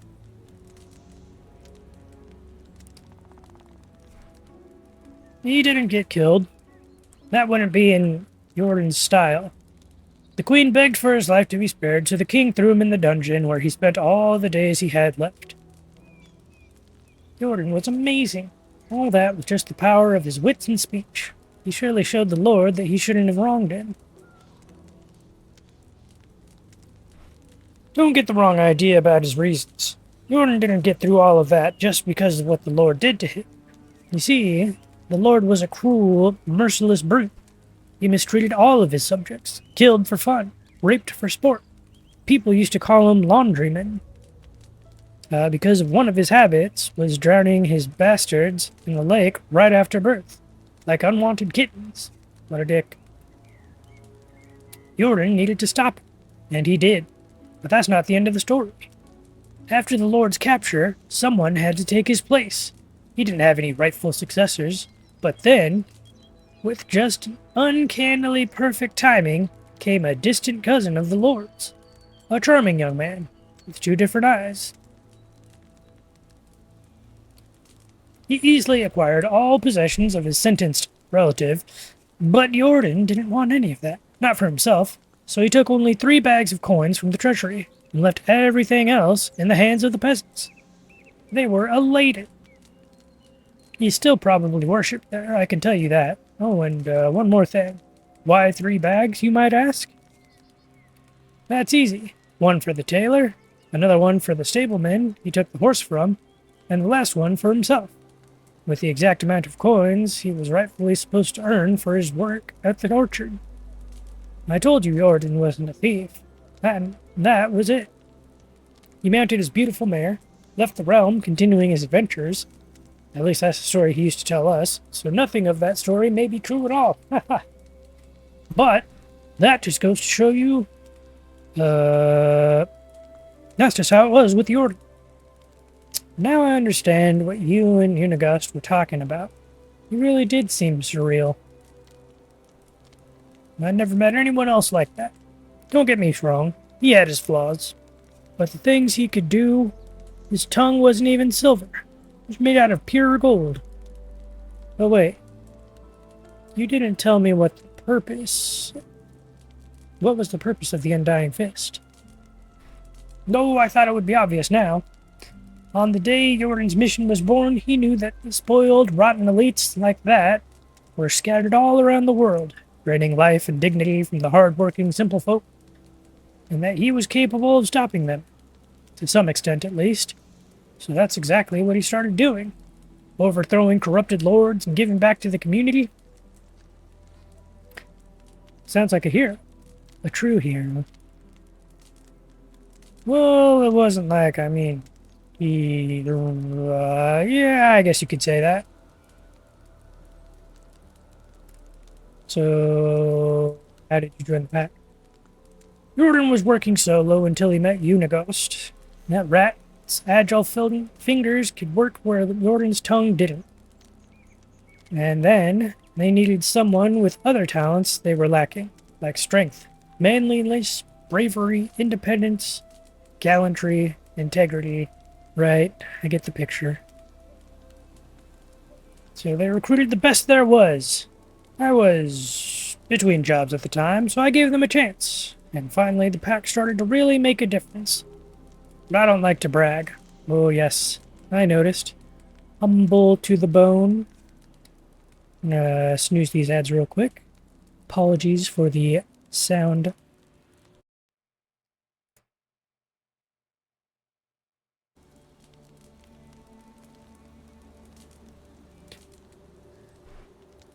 Yes, I noticed. Humble to the bone.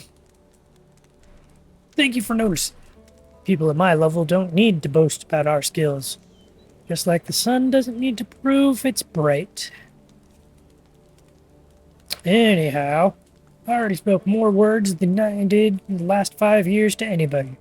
So it's time for you to go, and preferably, don't come back. Ever. It was a great pleasure and a true honor. Yeah, I don't care. Leave now. And in return for giving me away my location, deliver this delicious meal to Unighost. It's his favorite, a knuckle sandwich. Do you want me to hit him in the face? Did I stutter? No, sir. Of course, sir. On my way, sir.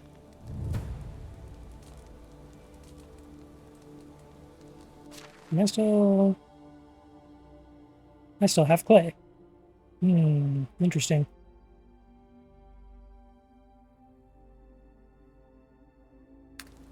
Also, instead of walking back in the middle of the night, I wonder if I can... There's no beds. I wonder if I can just squat in your house. Oh! Alright, I guess I don't have to sleep.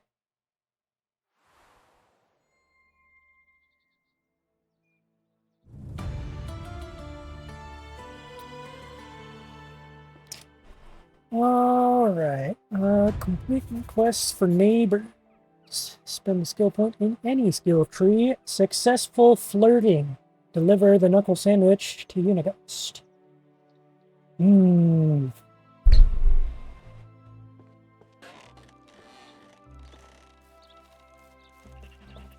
Check my trap.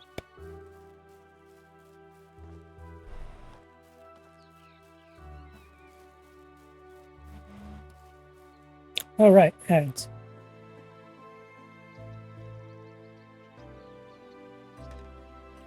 Trap. Oh. If the temperature is too low, you'll begin to lose health. If the temperature is too high, you'll need to drink more water. To avoid it, it is necessary to dress appropriately for the weather. Changing clothing to normal ones, taking shelter using torches and hand lanterns, or sitting by the fire can also help you stay warm. To survive severe weather conditions, you can use potions or appropriate meals, which can be a lifesaver, especially at the beginning of the game. As for situations when you're overheated, change your outfit to a lighter one to cool down. Nudity.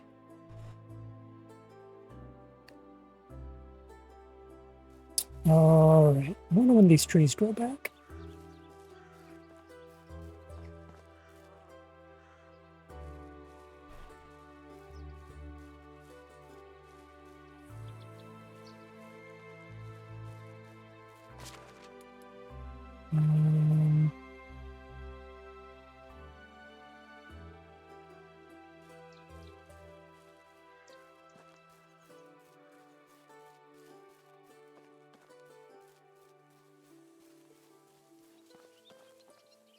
Alright, ads.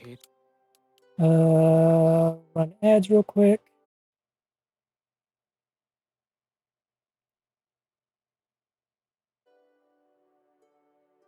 And I will see if I can not have this windowed. Settings. Graphics.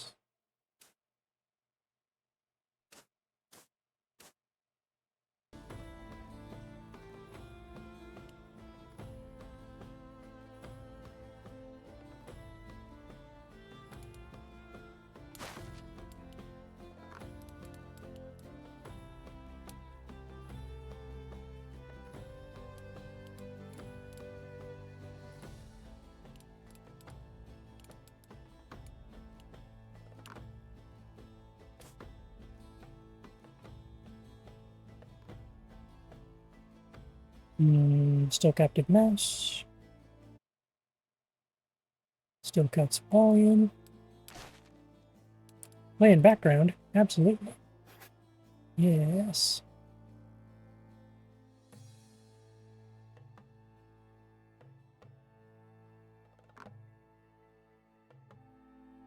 Is that all it took? Yes. Screen window. Accept. Play in background is literally all it took to not have a captive mouse. Alright. Cool. It's unbearable. It's unbearable.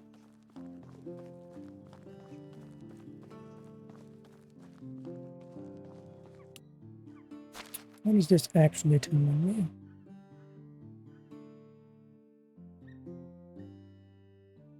Am I hot?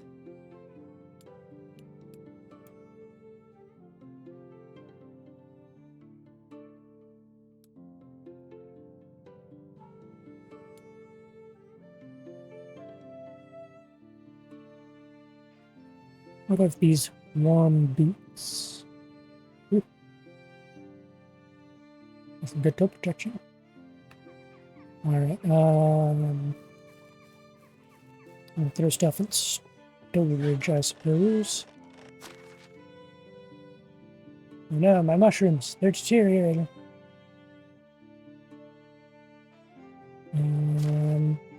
Play, go in there.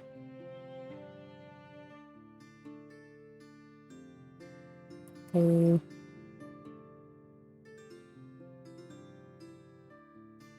Not too worried about ale. Wine. I can probably sell it. I could definitely sell it.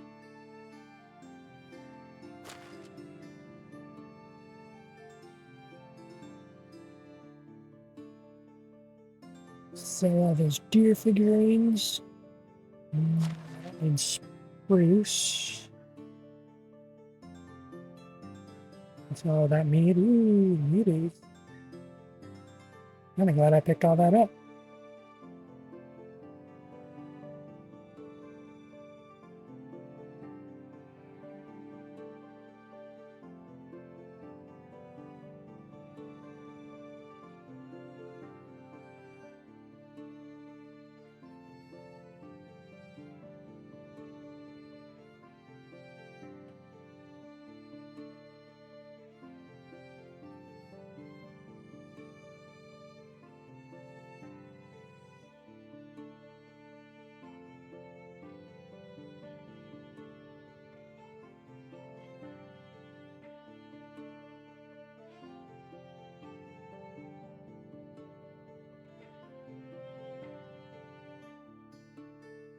I think I should probably cook this meat.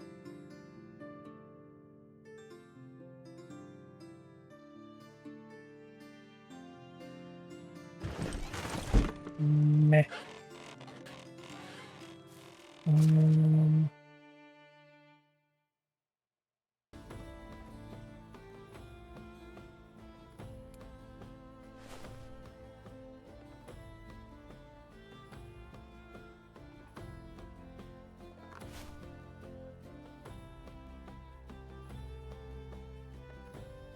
I think the fact that my shirt gives me cold protection means nudity is not the way to go.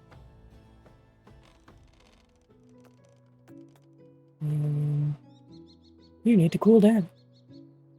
I need to drink water.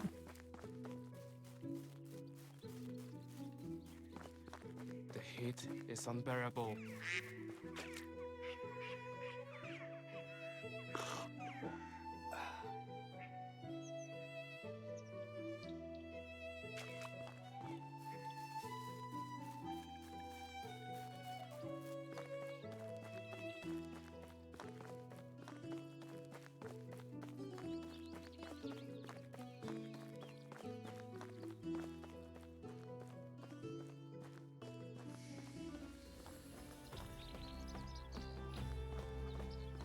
An apple tree with unpickable apples. Oh, Damn, it's hot.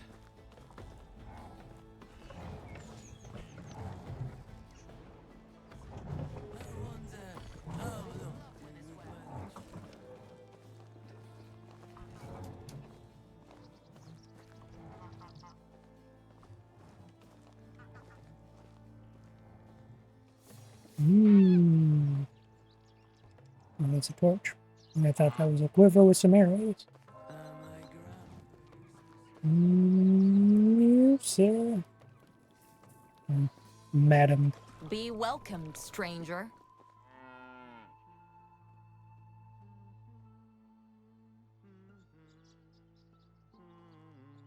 Show me your wares.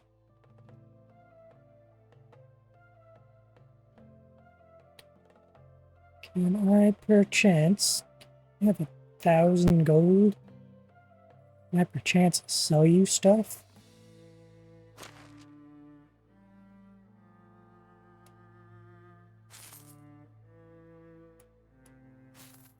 I realize I'm getting giving you a gigantic discount on this, but to be honest, I don't have much use for it. And I forgot to put my boots in there.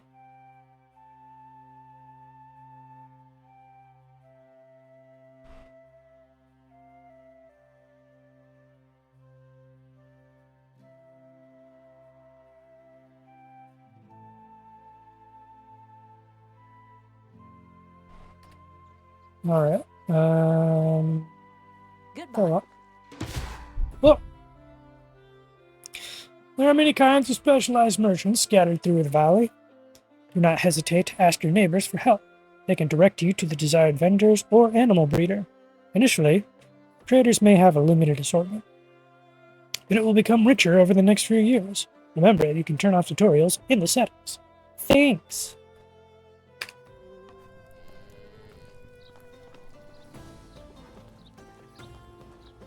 Goose! Oh, I can just straight up buy geese. Pardon me, sir. I've been requested to punch you. Always nice to see you, Rasomir. Unigos, hello. I've talked with Sambor. He's a real sweetheart, isn't he? The sweetest, like a jar of honey. That's Sambor for you. I see. He did tell me about my uncle, though. The story about the Lord of the Orchards. He has some unexpectedly good storytelling skills, doesn't he? Yes, he really does. I was downright astonished by that.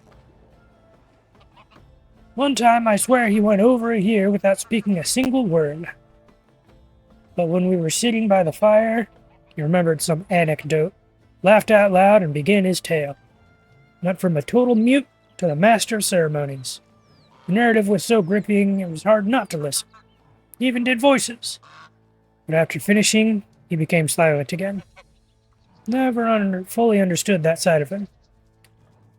A theater genius trapped in the body of a bear wrestler. He actually asked me to give you something. Really? And what is that? A knuckle sandwich.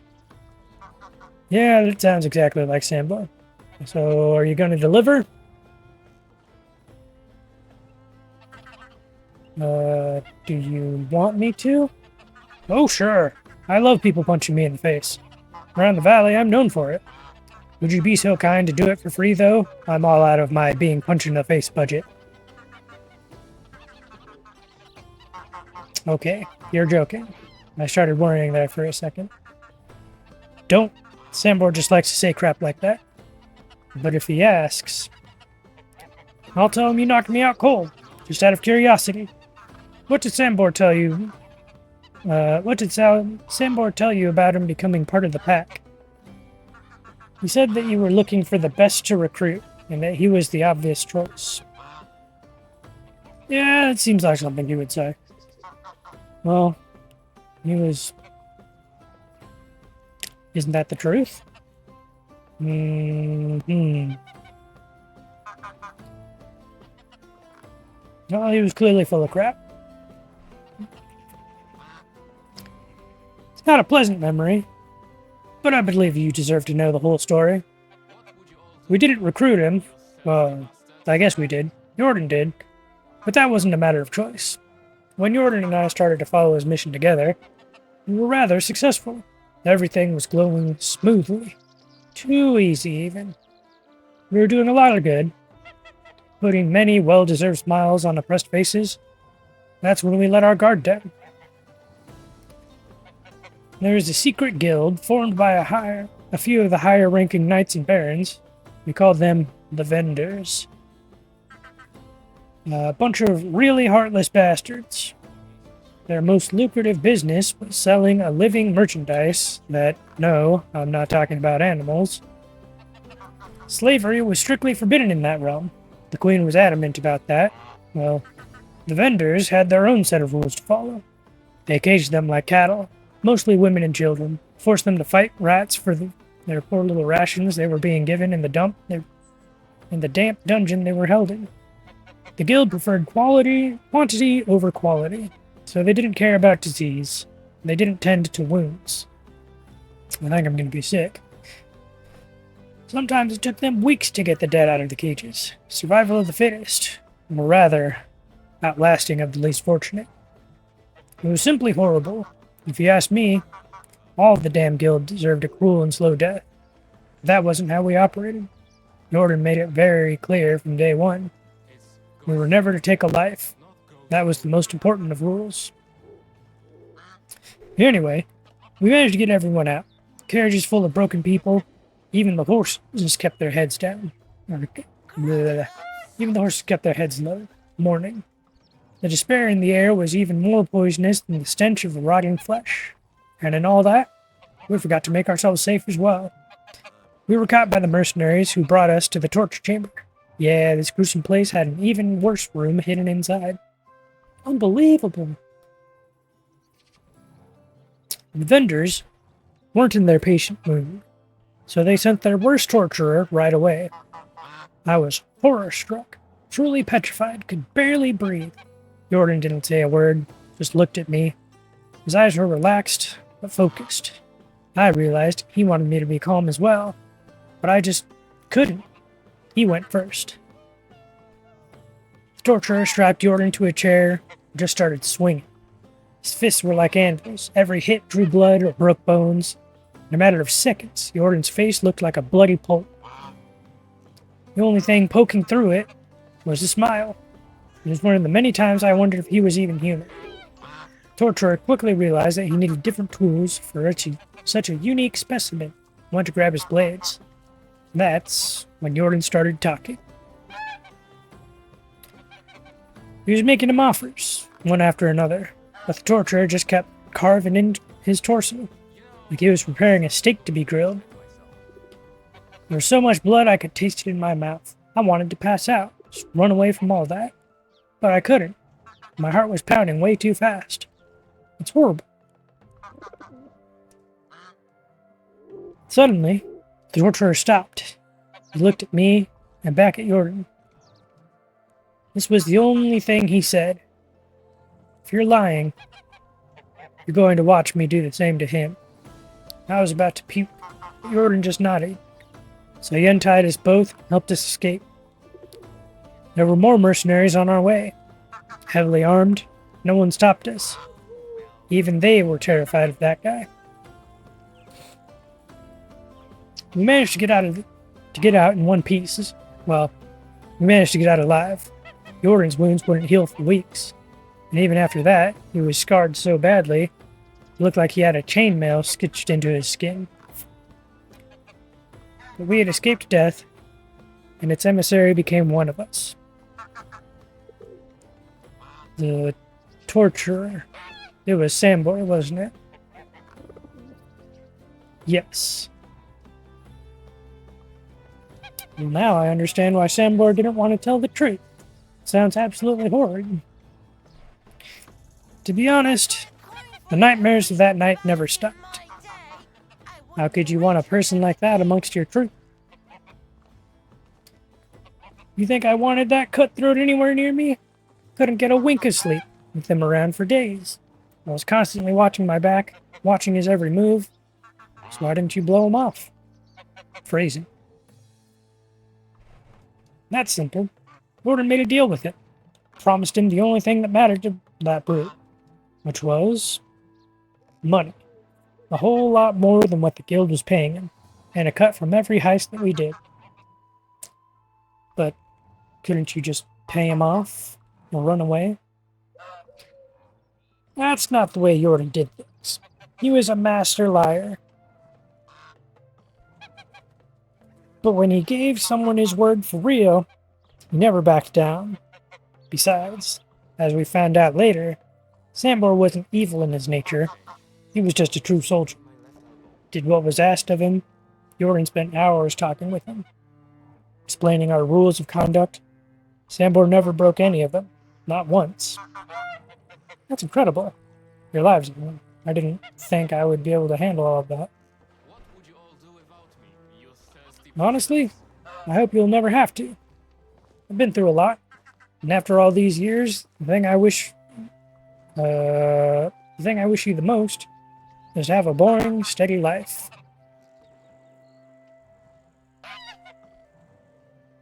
Compared to your stories, boring life sure sounds pleasant. And I have a special request for you. That will help achieve that boredom. Sure thing. What do you need? I need you to go to Borowa, find Ida, and get my scythe back from her.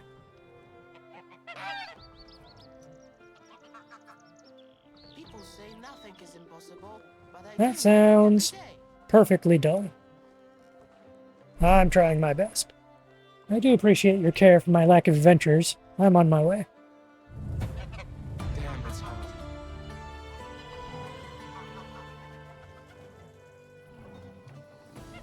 Alright, where am I headed? Not too far.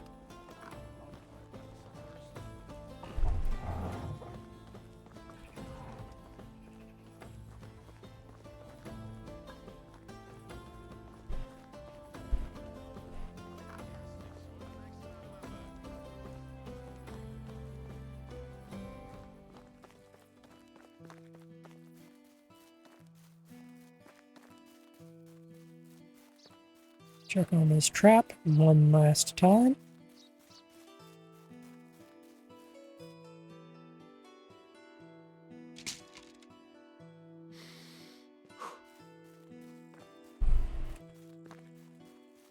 Throw some stuff in my chest.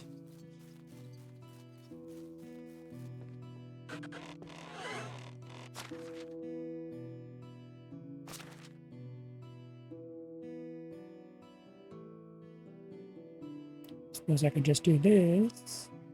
I also want to cook this.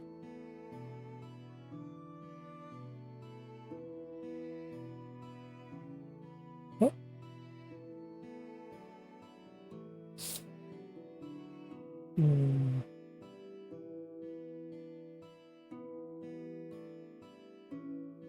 I think money is light.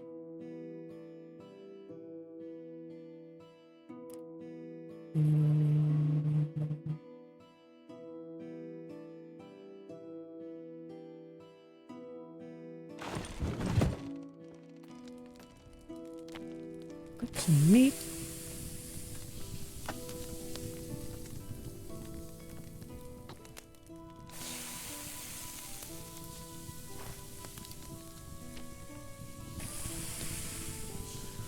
Oh, I'm boiling.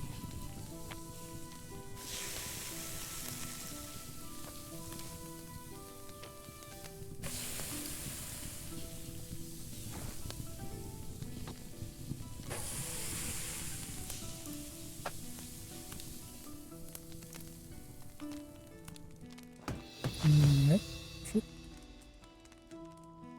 Building unlocked. Fantastic.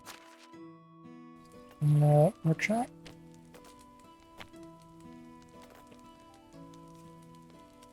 What 12 is logs, culture? 10 stone, 32 straw.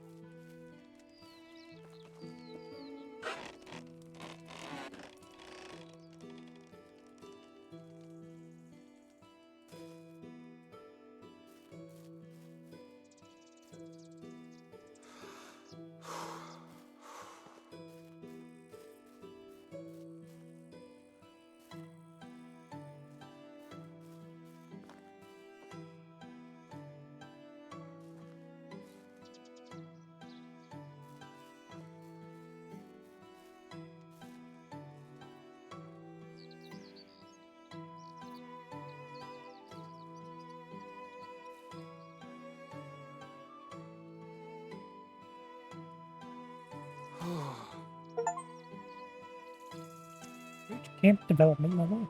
Alright.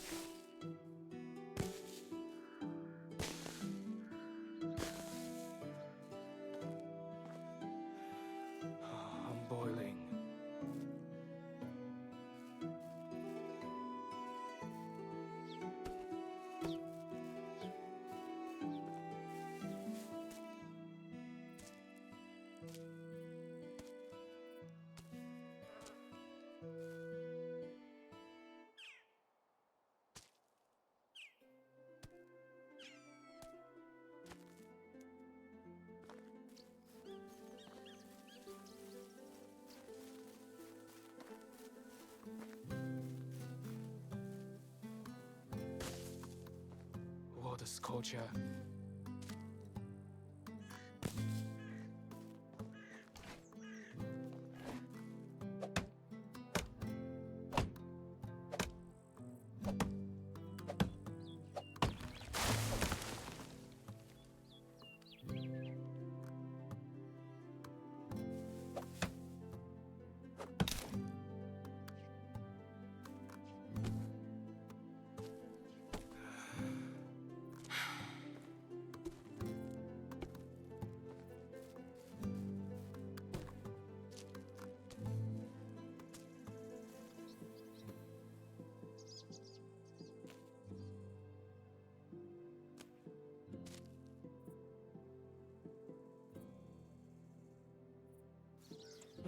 Logger one, right?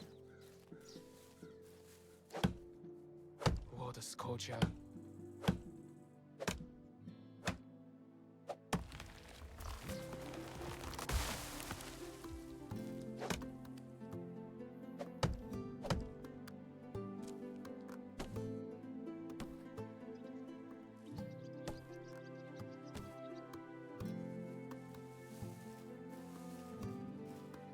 Berries.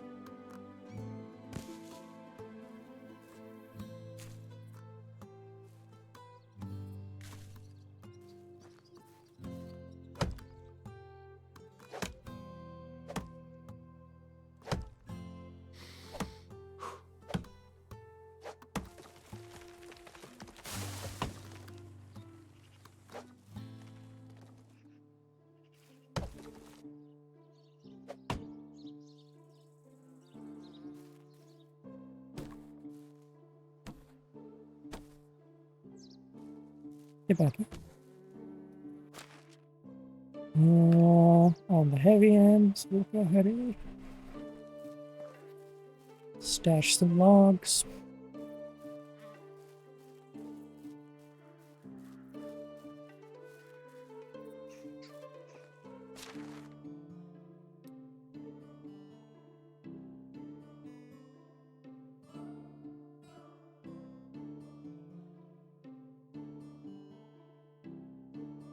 Where'd my shovel and hammer go? I'm boiling.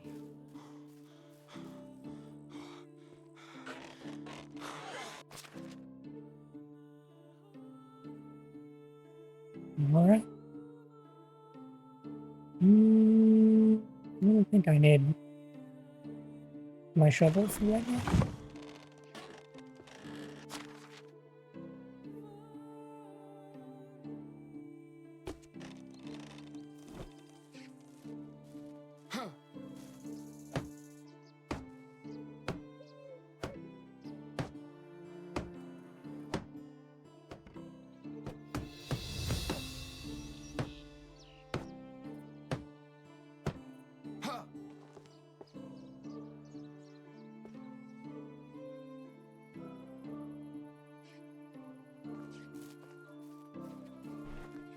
Ah, long lost log.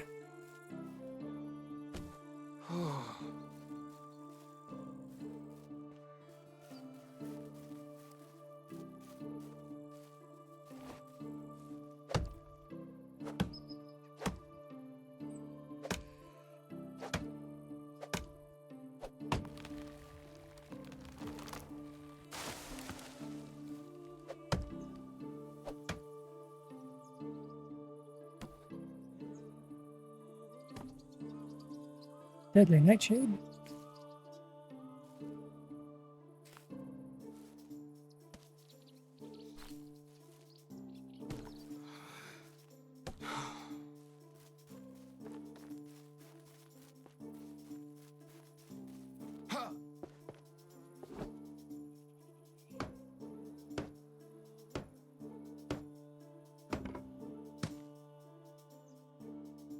Logs and straw.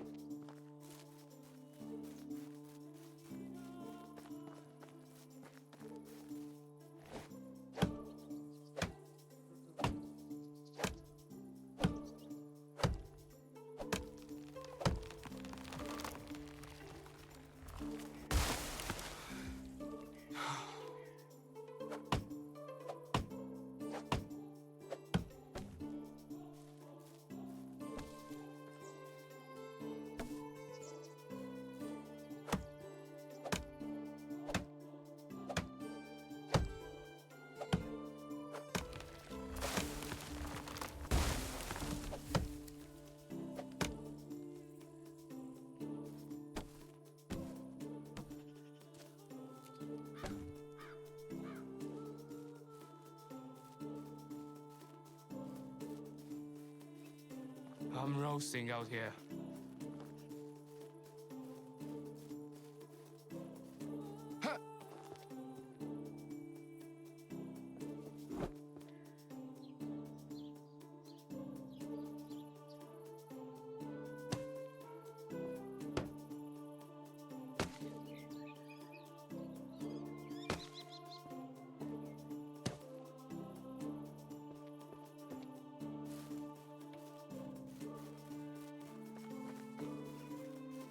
The heat is unbearable.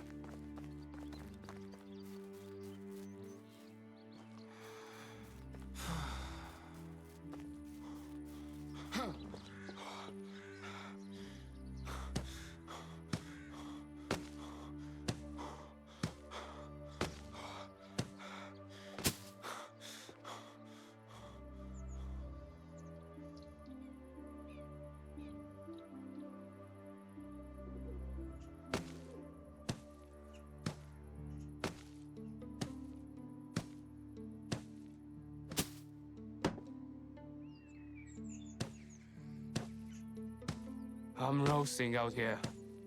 Yeah, I know.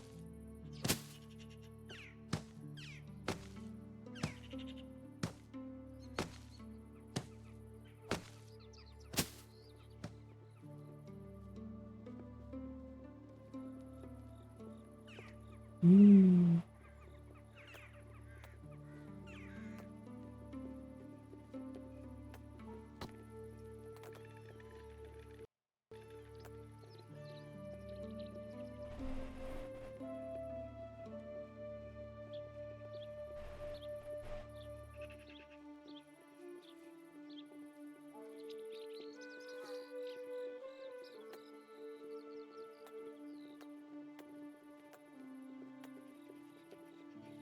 Hmm.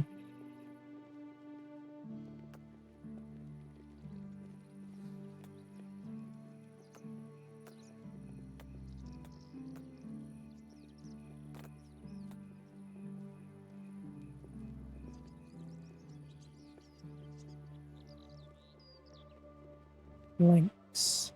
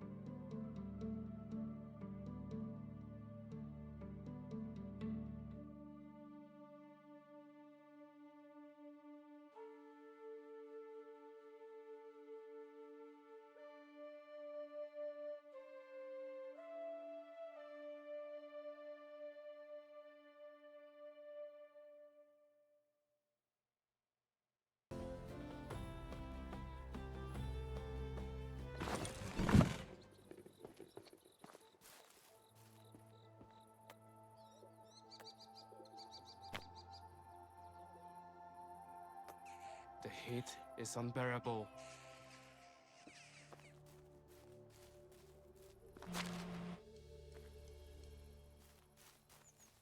Mhm. What is this? Wheat.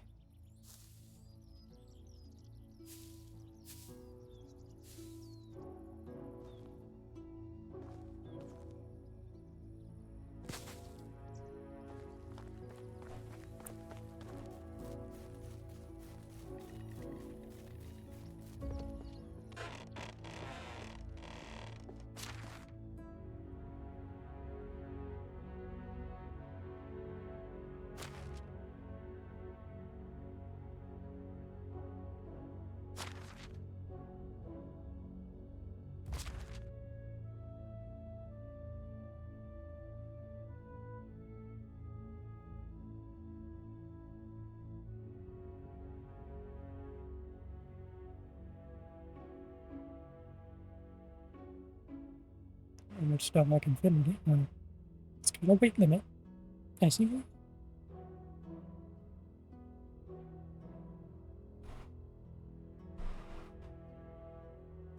I suppose I should definitely be eating all of this stuff that's already spawned.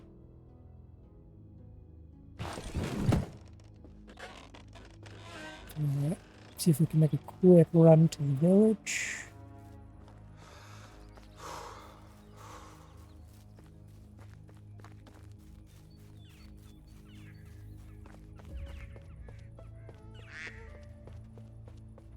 Right.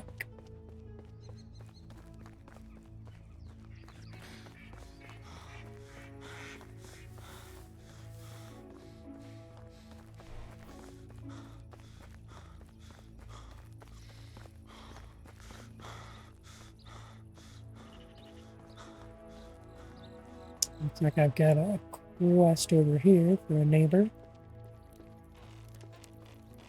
You who I'm talking to?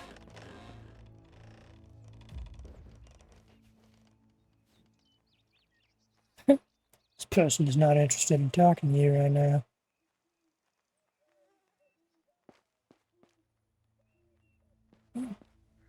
Alright then.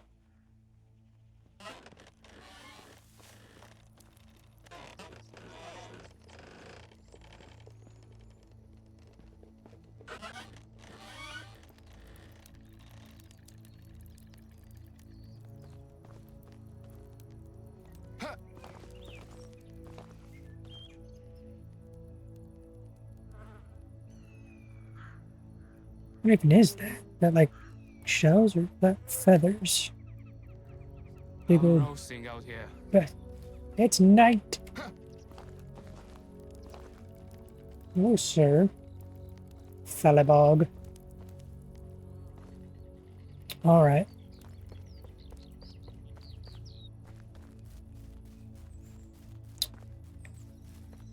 Okay, so I'll head back to my house.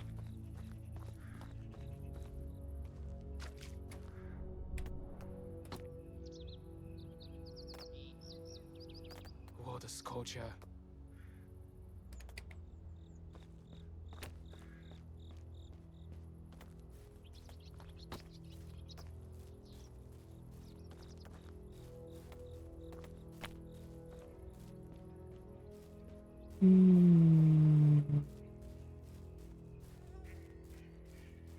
Well, would be nice. Damn, it's hot.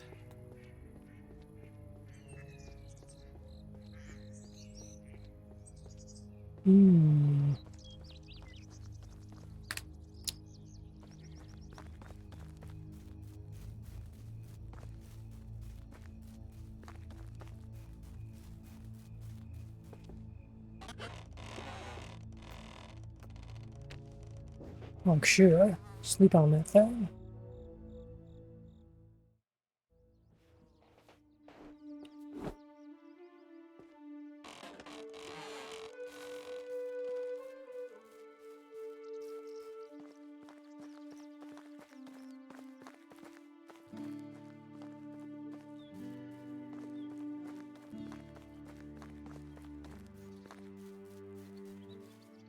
I'm roasting out here.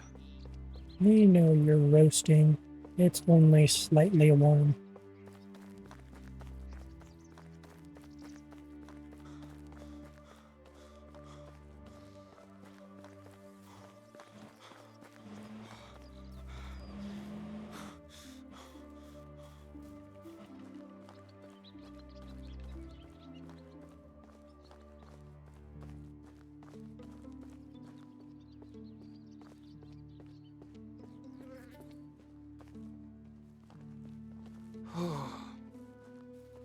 Ida. Hello, do I know you? Hello, Ida. I'm here for Unigos Scythe. Take a hike, kid. I won it fair and square. Won? Ha! That little snake didn't even tell you about that, huh? That figures. I don't know what you mean. He only wanted me to get his scythe back. It's my scythe now. Okay, relax. What can I do to get your scythe then?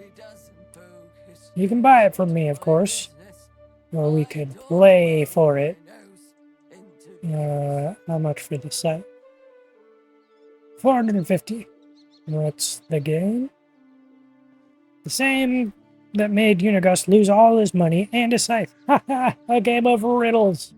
How is it played? Simple. I tell you 3 riddles. You must answer all of them correctly. One mistake and the game is over. You win, you get the scythe. And if I lose, I'll go easy on you this time. If you lose, you don't owe me anything. You just forfeit the chance of getting the scythe for free.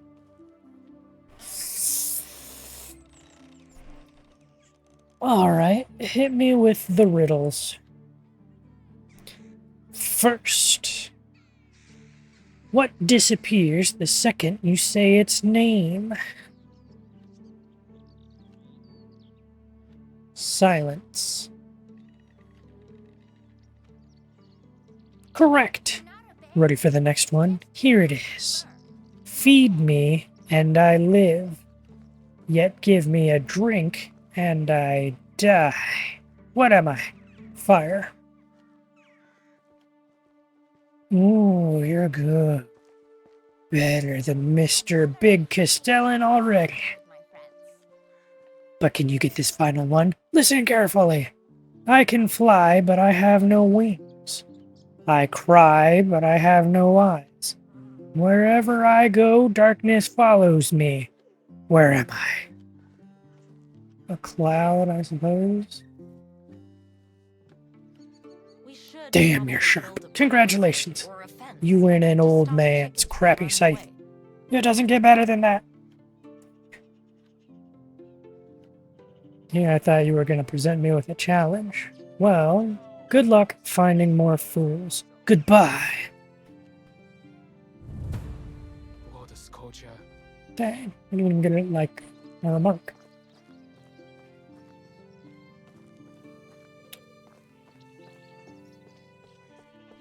You there, person with a quest.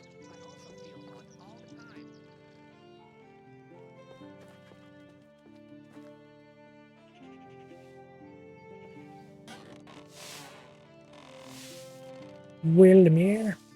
I believe we haven't met before. You would be correct, sir. Can I help you with something?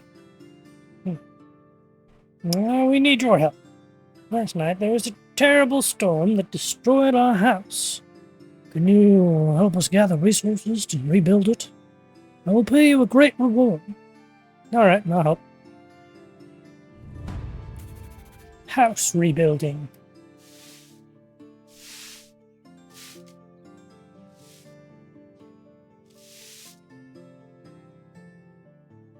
Here are some of the materials you want. I'll get the rest soon. Thank you. I'll await your return. Alright. Quests. House rebuilding. That didn't give him anything. Alright. Sticks and logs. Easy enough. Checklist. I assume I can't just chop down your trees, right? Yeah. Suppose there's no easy way to get out of here either.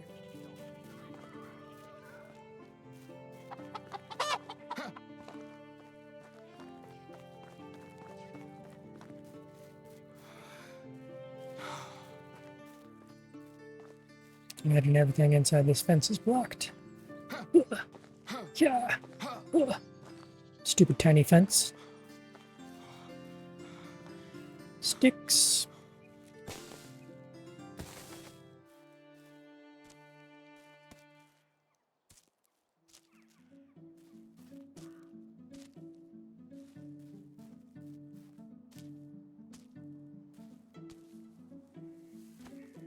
Damn, it's hard. Yeah, it is. Oh, ants.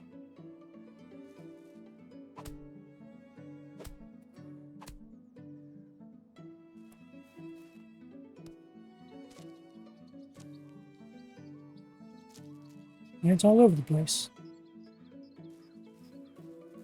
I need a new axe.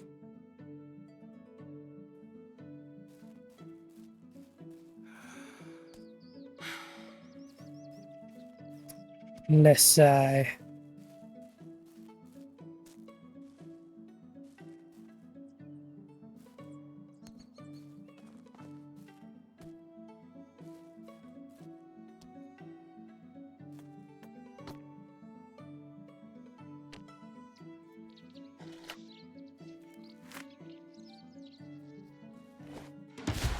Look! You've earned enough technology points to unlock workshop. The more items you produce, the sooner you'll gain access to buildings, allowing you to craft better and more durable tools. Yeah, sounds cool.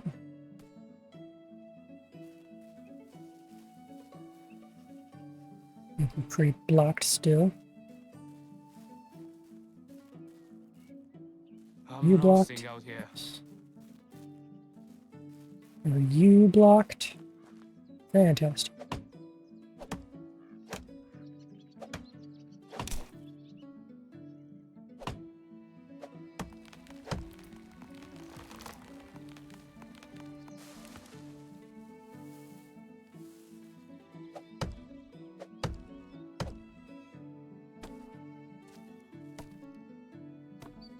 Get back here, love.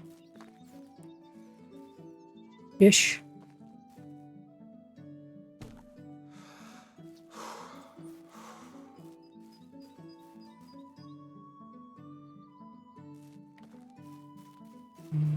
Take out this slightly smaller tree.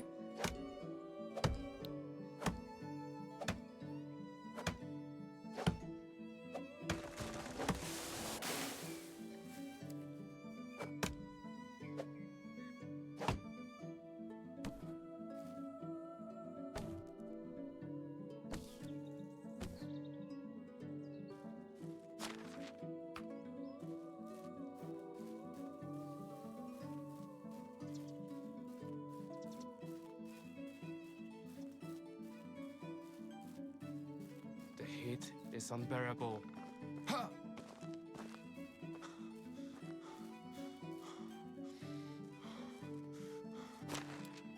Let me eat some apples.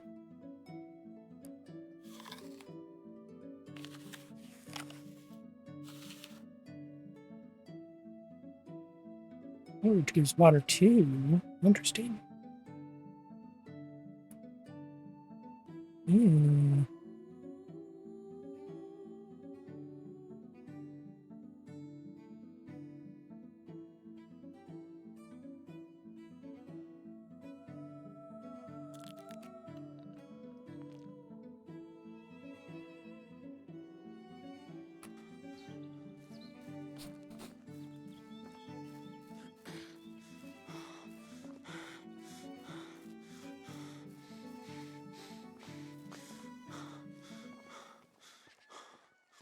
Alright, don't pass out when you run. So that's good, I guess. Chickens! And a rooster.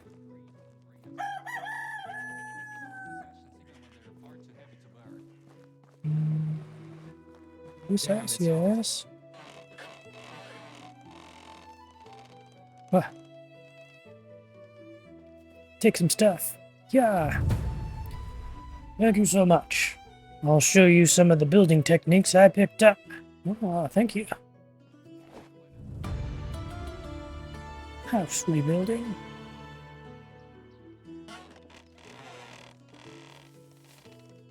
Maybe one day we will. Are drawn to the bonfires like moths, myself included. You know how it is with I'm roasting out here. Yeah, I bet you are.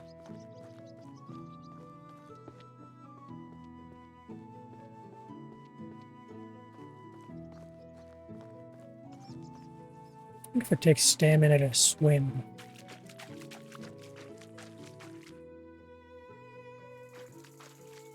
Drink.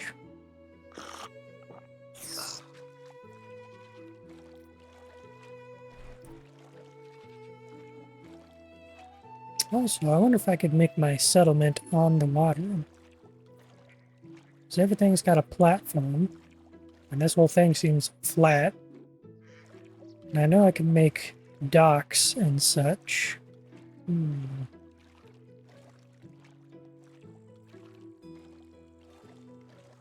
Everything else would be a moat. Yes, yes. It's definitely a thing I want to look into. Wonder if I can pick lotuses. No lotuses.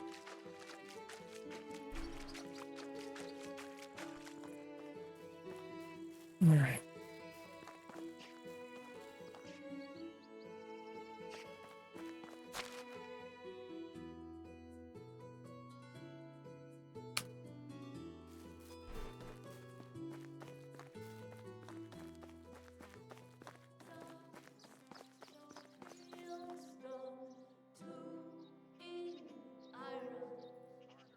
Alright.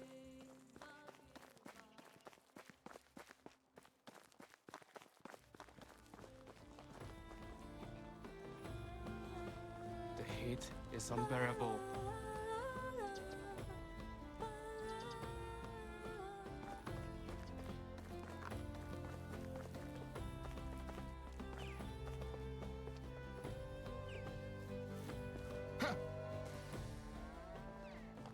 You there, kid. Hi. You're Delbor, right? Yes. You're very strong for your age. You ever thought of becoming a knight? It's my dream. Are you a knight, sir? No, but I know quite a lot of them. Do you know that many of them started learning to fight with a wooden sword already at your age? Where could I get such a sword? Not a knight. It just so happens I have one with me, and I can give it to you because you are clearly worthy. I'm honored. It may look inconspicuous, but it's certainly an excellent practice weapon for an aspiring knight like you. It looks a bit like a regular stick to surprise your opponents. And do you know what else knights do besides fighting battles? They ride horses. This as well, but most of all, they protect the ladies and children from danger, make sure that no harm is done to them. Really? Sounds like a lot of work. Yes, it's the most important principle of chivalry. All right. Thank you for the sword, not a knight. Now, I'm going to defend those in need. You're welcome, young master. You're welcome. Ah, yes. Lying to children on a day's work.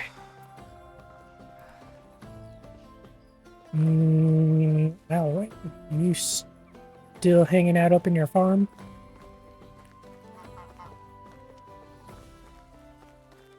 There you are, boy.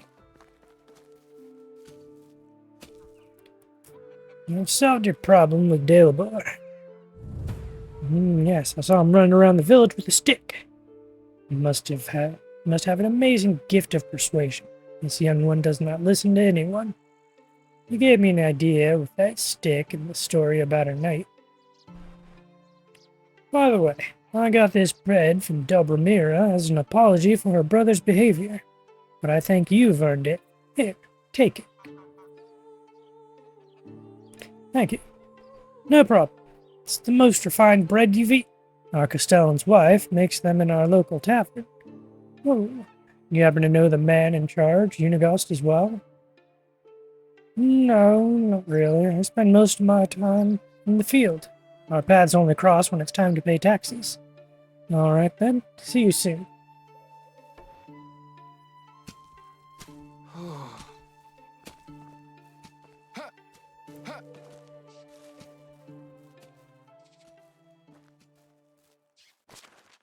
And what other things do I have going on?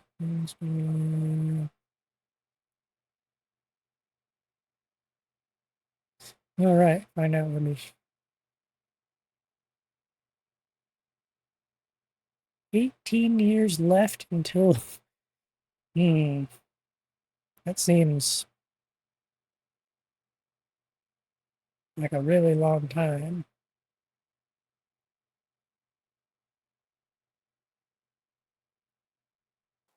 All right, Unigost.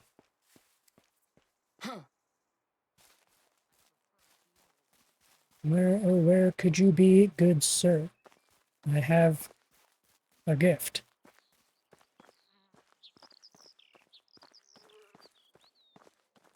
There's something hypnotizing. Leopold. Olga. You there, sir. Face me. I'm sure it'll have found it funny too. You're back already? Hey, Unigost. I've got your scythe. Splendid. Were there any troubles on the way?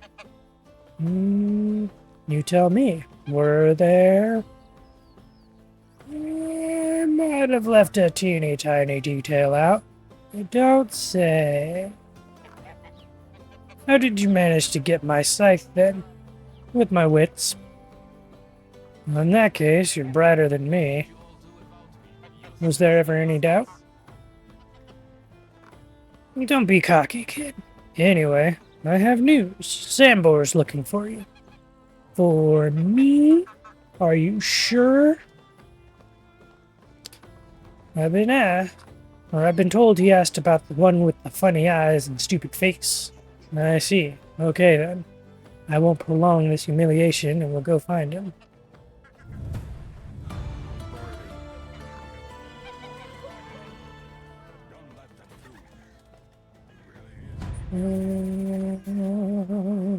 Alright. We've got more ads about to come up.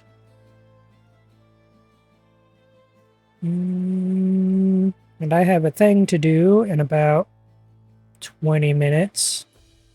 20 minutes? Yeah, 20 minutes. So I will head back home and find someone to go raid out to.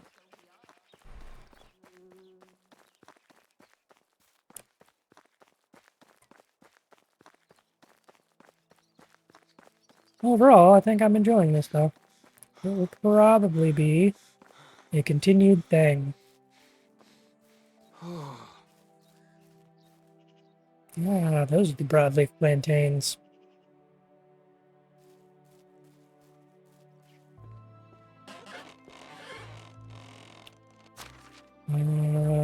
Stash feathers. Stash log. Flatbread. I do love flatbread.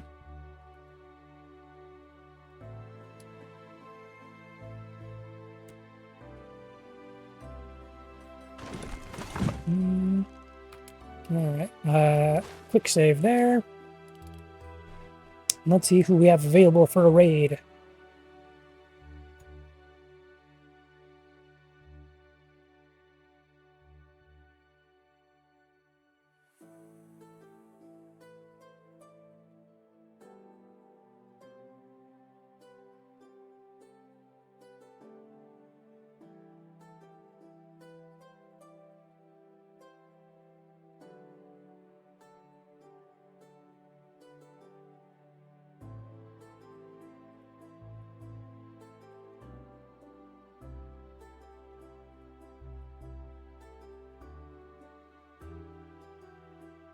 Bumpy.